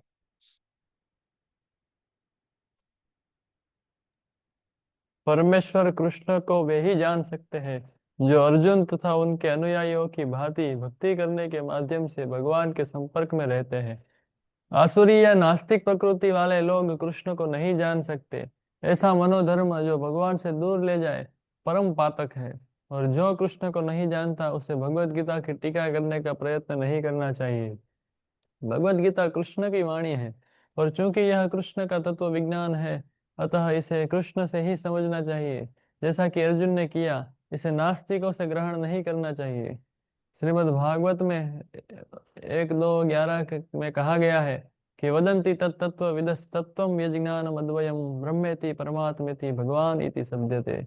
परम सत्य का अनुभव 3 प्रकार से किया जाता है: निराकार ब्रह्म, अंतर्यामी परमात्मा या भगवान। अतः परम सत्य के ज्ञान की अंतिम अवस्था भगवान है। हो सकता है कि सामान्य व्यक्ति अथवा ऐसा मुक्त पुरुष भी जिसने निराकार ब्रह्म अथवा अंतर्यामी परमात्मा का साक्षात्कार किया है, भगवान को न समझ पाए। अतः ऐसे व्यक्तियों को चाहिए कि वे भगवान को भगवत गीता के श्लोकों से जानने का प्रयास करें, जिन्हें स्वयं कृष्ण ने कहा है। कभी कभी निर्विशेषवादी कृष्ण को भगवान के रूप में या उनकी प्रामाणिकता को स्वीकार करते हैं, किंतु अनेक मुक्त पुरुष कृष्ण को पुरुषोत्तम रूप में नहीं समझ पाते। इसीलिए अर्जुन उन्हें पुरुषोत्तम कहकर संबोधित करता है। इतने पर भी कुछ लोग यह नहीं समझ पाते कि कृष्ण समस्त जीवों के जनक है, इसलिए अर्जुन उन्हें भूत भावन कहकर संबोधित करता है। यदि कोई उन्हें भूत भावन के रूप में समझ लेता है, तो भी वह उन्हें परम नियंता के रूप में नहीं जान पाता। इसीलिए उन्हें यहाँ पर भूतेश या परम नियंता कहा गया है। यदि कोई भूतेश रूप में भी उन्हें समझ लेता है, तो भी उन्हें समस्त देवताओं के उद्गम रूप में नहीं समझ पाता। इसलिए उन्हें देव देव, सभी देवताओं का पूजनीय देव कहा गया है। यदि देव देव रूप में भी उन्हें समझ लिया जाए, तो वे प्रत्येक वस्तु के परम स्वामी के रूप में समझ में नहीं आते। इसलिए यहाँ पर उन्हें जगतपति कहा गया है। इस प्रकार अर्जुन की अनुभूति के आधार पर कृष्ण विषय एक सत्य की स्थापना इस श्लोक में हुई है। हमें चाहिए कि कृष्ण को यथारूप में समझने के लिए हम अर्जुन के पद चिन्हों का अनुसरण करें। धन्यवाद। यहाँ पे एक चैट में मैसेज आया है, क्वेश्चन आया है कि ये जो परंपरा कही गई है ना, पिछले श्लोक में थोड़ी देर पहले आया है कि बोल रहे कि वो हमारी परंपरा और यही परंपरा एक ही है क्या, ऐसे पूछ रहे हो, है ना। तो नहीं, अलग अलग है ना। जो भगवान ने भगवद गीता के 4थे अध्याय में वो बताई गई है परंपरा, वो किसको बताया है, कौन सी परंपरा बताई है, आप लोगों को पता है ना। किस किसको बताया था भगवान ने, वो बोल रहे सूर्य हैं। सूर्य हाँ देव। हाँ। और हमारी परंपरा कौन कहाँ पे दी है फिर, ये भगवद गीता के पहले अध्याय के पूर्व में, है ना। हम जिस परंपरा में आते हैं, है ना, इंट्रोडक्शन खत्म होने के बाद जब पहला अध्याय चालू हो रहा है, तो ये दोनों के बीच में एक पन्ना दिया है, आप आपकी भगवद गीता में देखोगे, है ना। वहां पे अपनी परंपरा दी है ना। अपनी परंपरा ब्रह्मा से आती है ना, तो उसमें सूर्य नहीं आते है। तो अपनी परंपरा और ये जो कृष्ण 4थे अध्याय में बोल रहे हैं, वो परंपरा कैसे है फिर, अलग अलग है ना। ठीक है, समझ गए। हम्म। हरे कृष्णा। हाँ हाँ, बोलिए। हरे कृष्ण, हाँ, यस प्रभु जी। वो हम्म। इसमें जो है दोनों अलग अलग परंपरा है तो समझ में आ गया। हाँ तो यहाँ पे भगवत गीता में जैसे आता है कि हमको अर्जुन के पदों का अनुसरण करके भगवान को ज्ञान को समझना चाहिए। तो मेरा क्वेश्चन थोड़ा ये था कि तो ये अर्जुन वाली कौन सी मतलब परंपरा है ऐसा, या फिर ये परंपरा वो कैसे लुप्त हो गई और फिर भगवान अर्जुन से स्थापना की है, जैसा उसमें श्लोक में लिखा था कि भगवान चालू करना चाहते थे अर्जुन से। तो वो फिर वो परंपरा वो समझ में नहीं आ रहा वो वाली परंपरा कौन सी है।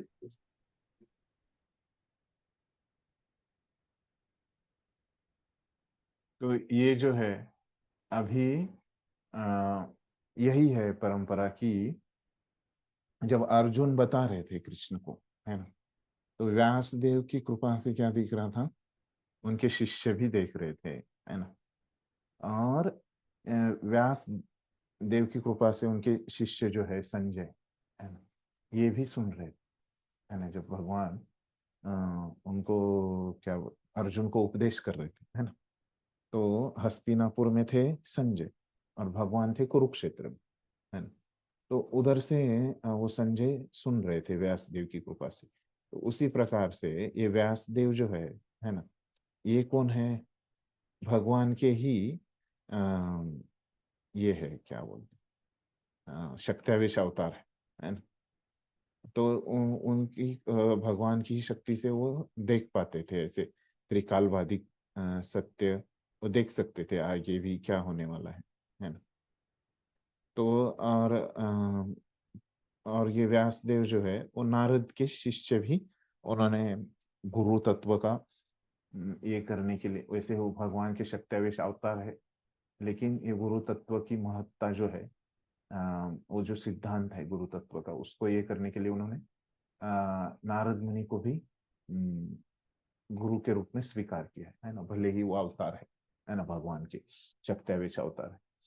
तो उन्होंने नारद मुनि ने भी उनको उपदेश किया है, ऐसे नहीं कि उन्होंने उनको कुछ भी उपदेश किया कि उन्होंने नाम मात्र उनको स्वीकार किया, है ना। उनके उपदेश भी हम भागवतम में देखते हैं कि कैसे उन्होंने उनको उपदेश किया। उससे पहले भी उन्होंने बहुत सारे ग्रंथों की रचना की थी, है ना, भगवान के शक्त्यावेश अवतार होने से के कारण, उनको मिलने से पहले, नारद मुनि को मिलने से पहले। तो ये जो हमारी परंपरा है ये यहाँ से आ रही है, ब्रह्मा नारद व्यास, यानी यहाँ से आ रही। और अर्जुन की परंपरा का क्या हो गया, ये आपका और एक प्रश्न। ये अर्जुन बोल रहे कि उस, यहाँ पे प्रभुपाद बोलते कि अर्जुन के भाव में सुनना चाहिए, वो परंपरा आगे उसका क्या हो गया पता नहीं। वो उसका उल्लेख तो नहीं है कहीं पे अभी तक, है ना, पूछना पड़ेगा, अन्य कहीं शास्त्रों में होगा तो, है ना, महाभारत ऐसे, है ना। अपने प्रभुपाद की किताबों में तो नहीं है उसका उल्लेख इतना कि अर्जुन की परंपरा में क्या हो गया। अन्य फिर वैदिक ग्रंथों में देखना पड़ेगा उसके लिए। तो अभी तो पता नहीं उतना कि क्या अर्जुन की परंपरा का आगे कैसे होगा। हरे कृष्ण। हाँ बोलिए। ओके। हाँ तो अभी स्पष्ट है, अभी तो इसमें हाँ जो भगवान ने सूर्य देव को जो बोला, तो वो परंपरा मतलब जो चार परंपरा जो मेन बोली जाती है, ब्रह्मा जी द्वारा स्थापित हुई, शिव जी द्वारा, और फिर लक्ष्मी माता द्वारा, और चार कुमारों द्वारा, तो उसमें सूर्य देव वाली परंपरा कहीं आती है या फिर वो अलग ही है बिल्कुल जिस चार परंपरा से? हाँ नहीं वो अलग ही है ना? क्योंकि कोई अभी अपने परंपरा में जो है ब्रह्मा द्वारा स्थापित उसमें तो नहीं आते वो है। और उसमें भी अन्य परंपरा तो इतना मैं पढ़ा नहीं, लेकिन मोटा मोटी जो उनके आचार्य है वो भी हमको पता है ना, तो उसमें तो नहीं आते वो है। तो अन्य तीन परंपराओं में का उतना मुझे पता नहीं कि जैसे अपना स्टेप बाय स्टेप है ना, उतना तो नहीं पता, लेकिन मोटा मोटी अगर उनका नाम रहता था अगर वो आते थे तो है ना, उतना नहीं पता बाकी के तीन परंपराओं को आते हैं क्या नहीं, वो नहीं देखना पड़ेगा। है। थोड़ा मुश्किल है उसका जानकारी यहाँ पे किसी को सीनियर भक्त को पूछना वगैरह, जनरली उतना अभ्यास नहीं रहता है कि अन्य किताबें पढ़नी पड़ेगी उसके लिए है ना। थोड़ा मेरे को भी कभी समझ में आता है लेकिन तुरंत में तो इतना नहीं आया पाया। यहाँ पे भी सीनियर भक्तों को पूछूंगा तो उनको भी इतना नहीं पता रहेगा है ना, या अन्य किताबें उतना कोई पढ़ता नहीं, उसमें रहेगा वो। तो वो देखना पड़ेगा उनकी परंपरा निकाल के है। ठीक। हरे कृष्ण। हाँ बोलिए। तो भगवान बताते हैं ना कि वो परंपरा तो लोप हो गई।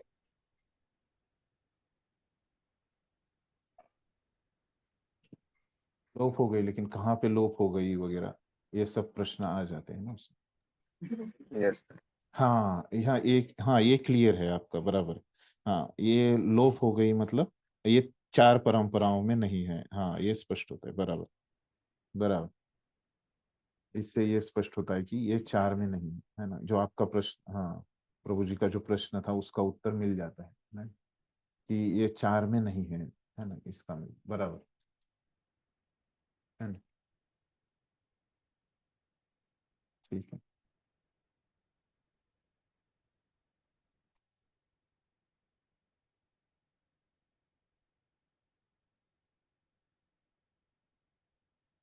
तो अभी ये तात्पर्य में हम देख रहे थे, ये तात्पर्य हमने पढ़ा अभी है ना। तो ये तात्पर्य में क्या क्या बोला है, ये शुरू करते हैं यहाँ पे प्रभुपाद की अ,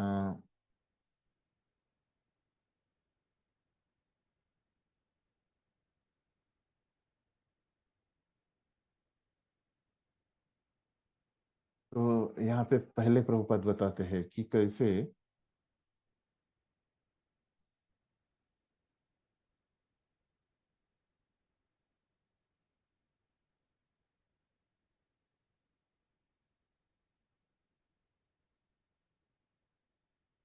अर्जुन की तरह है ना, और अर्जुन के जो ये है, अर्जुन से जिन्होंने सीखा है ना, उनकी भांति भक्ति करने के माध्यम से है ना भगवान के संपर्क में रहते हैं है ना? ये परंपरा में भक्ति करने से लोग भगवान के संपर्क में रहते हैं है ना? तो यहाँ पे फिर आगे प्रभुपाद बताते हैं कि अ, जो भगवान को कैसे समझा जाए है ना, तो कैसे समझा जाए, तो ये परंपरा से हम भगवान को समझ सकते हैं है ना, अर्जुन की तरह।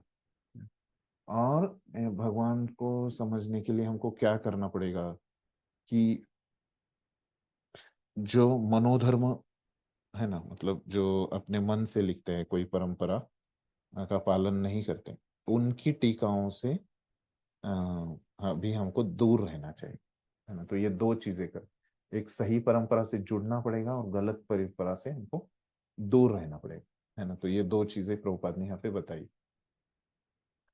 फिर अर्जुन का जैसे लोगों से सुन के जो उन्होंने उनका साक्षात्कार बताया है ना, तो उसको हमको स्वीकार करना है। जैसे अर्जुन ने बताया कि पुरुषोत्तम है, तो अर्जुन ने भगवान पुरुषोत्तम मतलब क्या है, वो परम पुरुष है, वही भगवान है ना।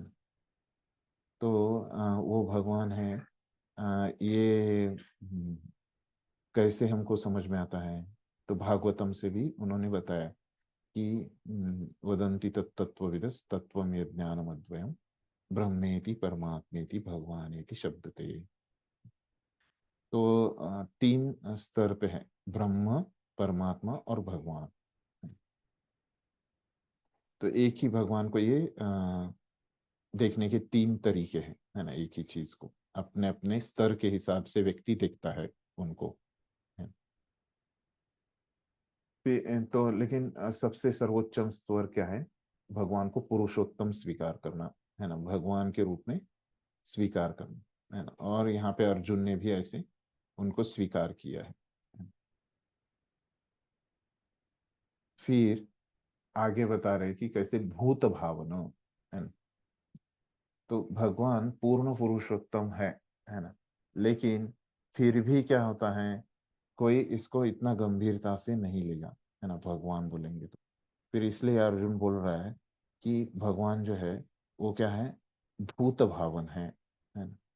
तो भूत भावन कह के अर्जुन उनको जो संबोधित कर रहा है, उसके पीछे क्या है उद्देश्य अर्जुन का, है ना। तो समस्त जीवों के वो क्या है, पिता है, जनक मतलब पिता, है ना। तो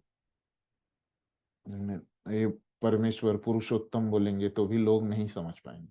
तो इसलिए अर्जुन और गहराई से बता रहा है कि वो भूत भावन है ना। अगर कोई भूत भावन बोलने पे भी अगर नहीं समझ पाता, तो बोल रहे कि उनको भूतेश है ना। सभी चीजों के वो नियंत्रक है ना, परम नियंता है, ऐसे बोल रहे। इस पे भी अगर कोई नहीं समझ पाता है, तो अर्जुन बोल रहा है कि वो क्या है, कि देव देव है ना। तो देवों के भी वो देव है, देवों के भी वो देवता है, भाई मनुष्य ही जीवों के ही नहीं, देवताओं के भी वो स्वामी है। इस पे भी अगर कोई नहीं समझ पाएगा, तो वो अर्जुन बोल रहा है कि वो जगतपते है, पूरे विश्व के ही वो क्या है, पूरे ब्रह्मांडों के ही वो स्वामी है ना। इस तरह हमको समझना चाहिए, फिर से बोल रहे पोपट, है ना। तो ये बहुत अच्छा एक क्रम दिया है ना। सबसे पहले पुरुषोत्तम, फिर बाद में भूत भावन, भूतेश, फिर देव देव और जगतपते, है ना। तो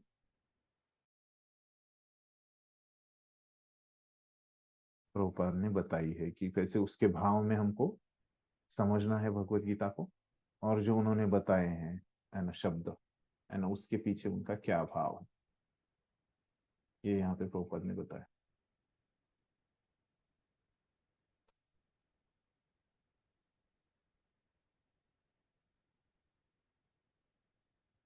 कि भगवान ही उनको खुद को पूरी तरह से समझ पाते हैं, है ना। इसलिए ये यहाँ पे स्पष्ट नहीं किया जो प्रभुपाद ने तात्पर्य में, जो तो वो भी एक मुद्दा यहाँ पे अर्जुन ने बोला है भगवान के बारे में।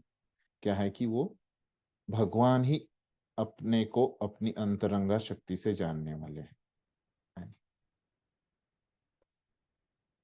भगवान ही उनको अपनी शक्ति से जानते हैं, खुद को, उनको मतलब खुद को, है ना।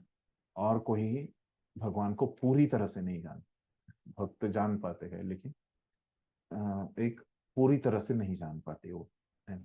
जितना उनका भक्ति है उसके प्रपोर्शन में वो जानते हैं, है ना। भगवान को छोड़ के और कोई पूरी तरह को से उनको नहीं जानता।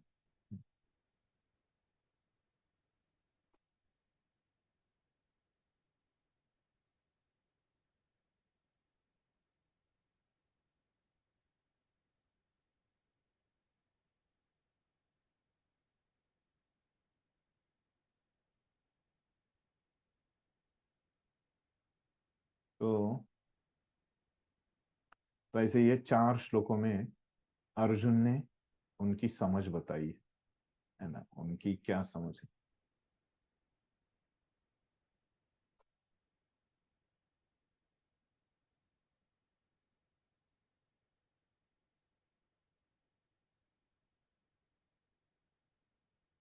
तो अभी इसके आगे एक अर्जुन विनंती करते हैं भगवान को, है ना। क्या विनंती करते हैं भगवान को वो देखते हैं। तो बोल रहे कि वक्तुम अर्हस्य शेषेण दिव्या ही आत्मविभूतयः या भीर्विभूतिर्भीर्लोकान्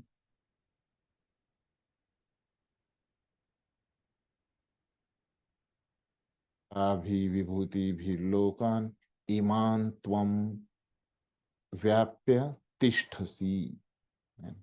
इस प्रकार से बोल। तो कृपा करके, है ना, कृपा करके विस्तार पूर्वक मुझे अपने उन दैवी ऐश्वर्यों को बताइए जिनके द्वारा आप इन समस्त लोकों में व्याप्त है। तो भगवान ने ऐश्वर्यों के बारे में बताया, उनके ऐश्वर्यों का ज्ञान बताया, लेकिन अभी बोल रहे अर्जुन की विस्तार पूर्वक बताओ, है ना। और विस्तार पूर्वक बताने के बाद क्या है कि उसका पीछे उद्देश्य ये होना चाहिए, इस तरह से बताना है कि भगवान कैसे समस्त लोकों में व्याप्त है। तो मतलब भगवान कैसे हर जगह उपस्थित है, व्याप्त है मतलब भगवान कैसे हर जगह उपस्थित है ना। ये भी उसके पीछे का भाव होना चाहिए, है। भगवान ने जो विस्तार से बताने वाले हैं, किसके बारे में बताने वाले, उनके ऐश्वर्यों के बारे में, है। बड़ी तात्पर्य कोई।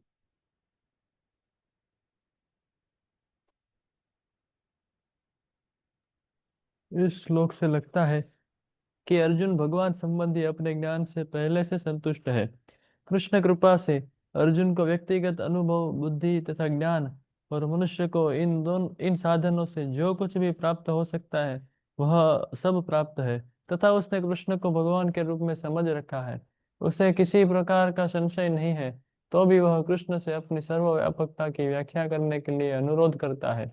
सामान्य जन तथा विशेष रूप से निर्विशेषवादी भगवान की सर्वव्यापकता के विषय में अधिक विचारशील रहते हैं। अतः अर्जुन श्री कृष्ण से पूछता है कि वे अपनी विभिन्न शक्तियों के द्वारा किस प्रकार सर्वव्यापी रूप में विद्यमान रहते हैं। हमें यह जानना चाहिए कि अर्जुन सामान्य लोगों के हित के लिए यह पूछ रहा है। धन्यवाद। यहाँ पे अभी क्या बोल रहे हैं कि अर्जुन का एक स्तर बता रहे है ना, कि कैसे उन्होंने समझा है। तो अर्जुन का स्तर क्या है कि वो पहले से संतुष्ट है ना। किससे संतुष्ट है वो, भगवान के प्रति जो ज्ञान है ना, जो समझ है उससे। कि कैसे वो संतुष्ट है, वो कृष्ण की कृपा से ही, है ना। अर्जुन को ऐसे अनुभव आए हैं, रियलाइजेशन उनको आ गया है। और बुद्धि तथा ज्ञान और मनुष्य को इन साधनों से जो कुछ भी प्राप्त होता है वह सब प्राप्त है। तो बुद्धि से, ज्ञान से, है ना। तो ऐसे सभी लोगों से जितना एक मनुष्य प्राप्त कर सकता है उतना सब कुछ अर्जुन के पास है ना। और पहले ही उनका निष्कर्ष आ गया, हमने देखा कि उनको सब कुछ समझ गया भगवान। 4 श्लोक उन्होंने पहले ही बताए, है ना। इसलिए प्रभुपाद ऐसे लिख रहे हैं, है ना। इसके पीछे कारण ये है क्योंकि पिछले 4 श्लोकों में जो अर्जुन ने बोला उससे हमको पूरा समझ में आता है ना, कि कैसे उनको सब कुछ वो संतुष्ट है और सब कुछ उनकी सही जानकारी है, सब कुछ परंपरा में है। तो इसमें कुछ संशय नहीं है, डाउट नहीं है कि अर्जुन को सभी भगवान के बारे में ज्ञान है, बहुत कुछ, है ना, जो एक जीवात्मा प्राप्त कर सकता है ना। सभी ज्ञान तो भगवान को ही है उनके बारे में।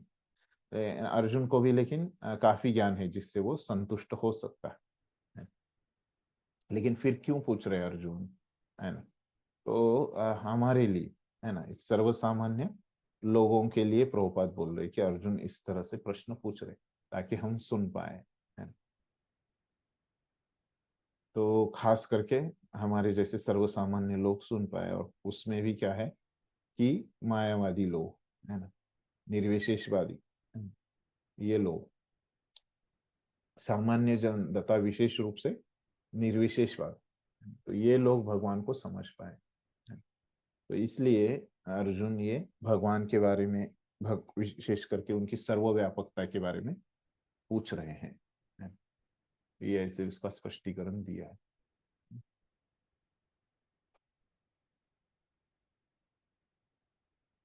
तो विश्वनाथ चक्रवर्ती ठाकुर एक बहुत अच्छा संवाद दे रहे हैं, है ना, वो मैं बताता हूँ। तो वो पहले पूछते हैं कि अर्जुन बोल रहा है ना, कि हे भगवान, आपके बारे में सत्य को समझना बहुत मुश्किल है ना, तो इसलिए मैं आपके सत्यों को समझना चाहता हूँ, है ना। तो आपकी जो ये ऐश्वर्य है, विभूति है, ये बहुत आकर्षक है ना, तो ये आप विस्तार से बताओ, ऐसे अर्जुन पूछता है। तो भगवान बोलते हैं कि मेरी जो विभूतियां हैं, ये विस्तार से बताना, ये क्या है, अशक्य है, मतलब मुमकिन नहीं है, अशक्य है, इस प्रकार से बोलते। तो फिर अर्जुन बोलता है कि फिर वो विभूतियों के बारे में बताओ जो आप इस दुनिया में उस वे व्याप्त हो जाते हो, ऐसी ही विभूतियों के बारे में बताओ, है ना। तो भगवान की सभी विभूतियों के बारे में बताना क्या है, भगवान बोलते हैं कि वो पॉसिबल नहीं है, वो शक्य नहीं है ना।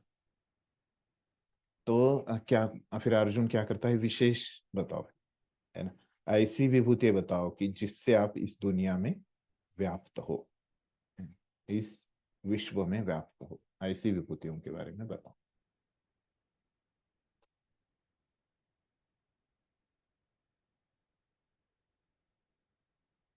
इसलिए अब ये वो अपना समझ बता के ऐसी कृष्ण को विनंती किया उन्होंने। तो आगे के श्लोक में और क्या करते हैं विनंती, देखते।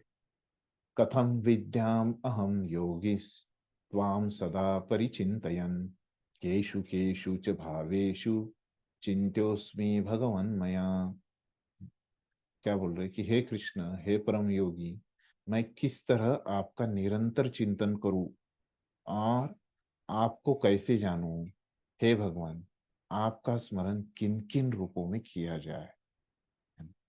अभी अर्जुन को समझ गया कि भक्ति में क्या है, भगवान का स्मरण करना है, चिंतन करना है ना। तो वो कैसे करना है ना, किस तरह भगवान का चिंतन करूं, वो भगवान को ही पूछ रहा है ना।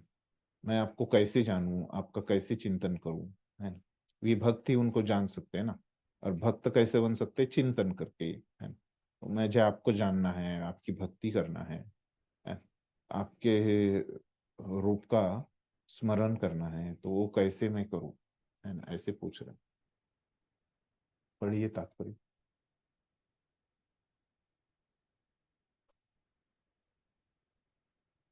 जैसा कि पिछले अध्याय में कहा जा चुका है, भगवान अपनी योग माया से आच्छादित रहते हैं, केवल शरणागत भक्त ही उन्हें देख सकते हैं। अब अर्जुन को विश्वास हो चुका है कि उसके मित्र कृष्ण भगवान है, किंतु वह उस सामान्य विधि को जानना चाहता है जिसके द्वारा सर्वसाधारण लोग भी उन्हें सर्वव्यापी रूप में समझ सके। पश्चिमोत्तर नास्तिकों सहित सामान्य जन कृष्ण को नहीं जान पाते, क्योंकि भगवान अपने योग में सबके से आच्छादित रहते हैं। दूसरी बात यह है कि ये प्रश्न जन सामान्य के लाभ हेतु पूछे जा रहे हैं। उच्च कोटि का भक्त केवल अपने ही ज्ञान के प्रति चिंतित नहीं रहता, अपितु सारी मानव जाति के ज्ञान के लिए भी रहता है। अतः अर्जुन यश के कारण अपने दयालु भाव से सामान्य जनों के लिए भगवान के सर्वव्यापक रूप के ज्ञान का द्वार खोल रहा है।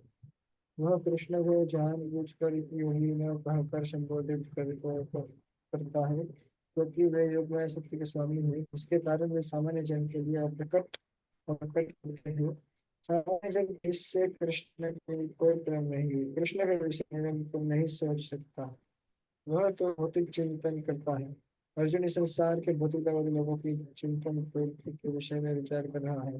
केशु केशु च भावेशु शब्द भक्ति प्रकृति के लिए व्यक्त है। भाव का अर्थ है भौतिक वस्तु, क्योंकि भौतिकवादी लोग कृष्ण के आध्यात्मिक रूप को नहीं समझ सकते, अतः उन्हें भौतिक वस्तुओं पर चित्त एकाग्र करने की तथा यह देखने का प्रयास करने की सलाह दी जाती है कि कृष्ण भौतिक रूप में किस प्रकार प्रकट होते हैं। तो क्या बोल रहे हैं ये तात्पर्य में प्रभुपाद कि यहाँ पे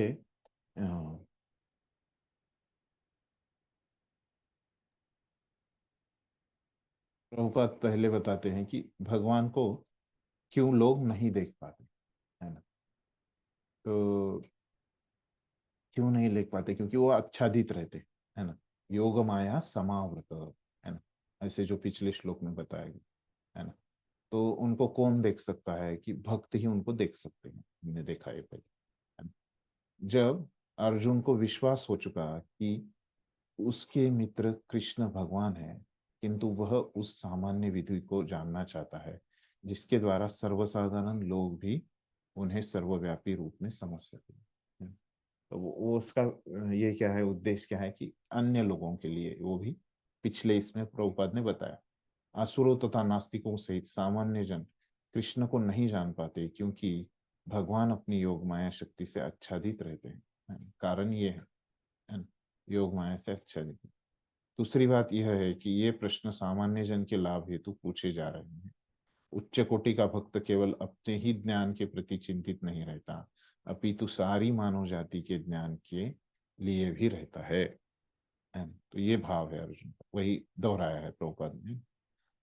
अर्जुन वैष्णव या भक्त होने के कारण अपने दयालु भाव से सर्वव्यापक रूप के ज्ञान का द्वार खोल रहा है।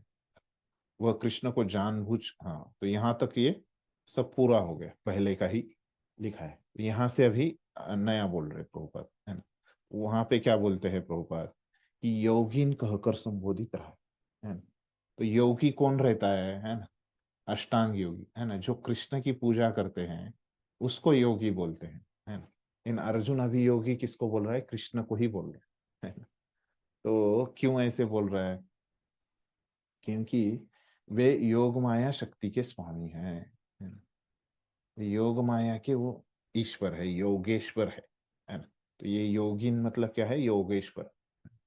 तो उसका ये समानार्थी शब्द है ना, जिसके कारण वे सामान्य जन के लिए अप्रकट या प्रकट होते हैं, है ना।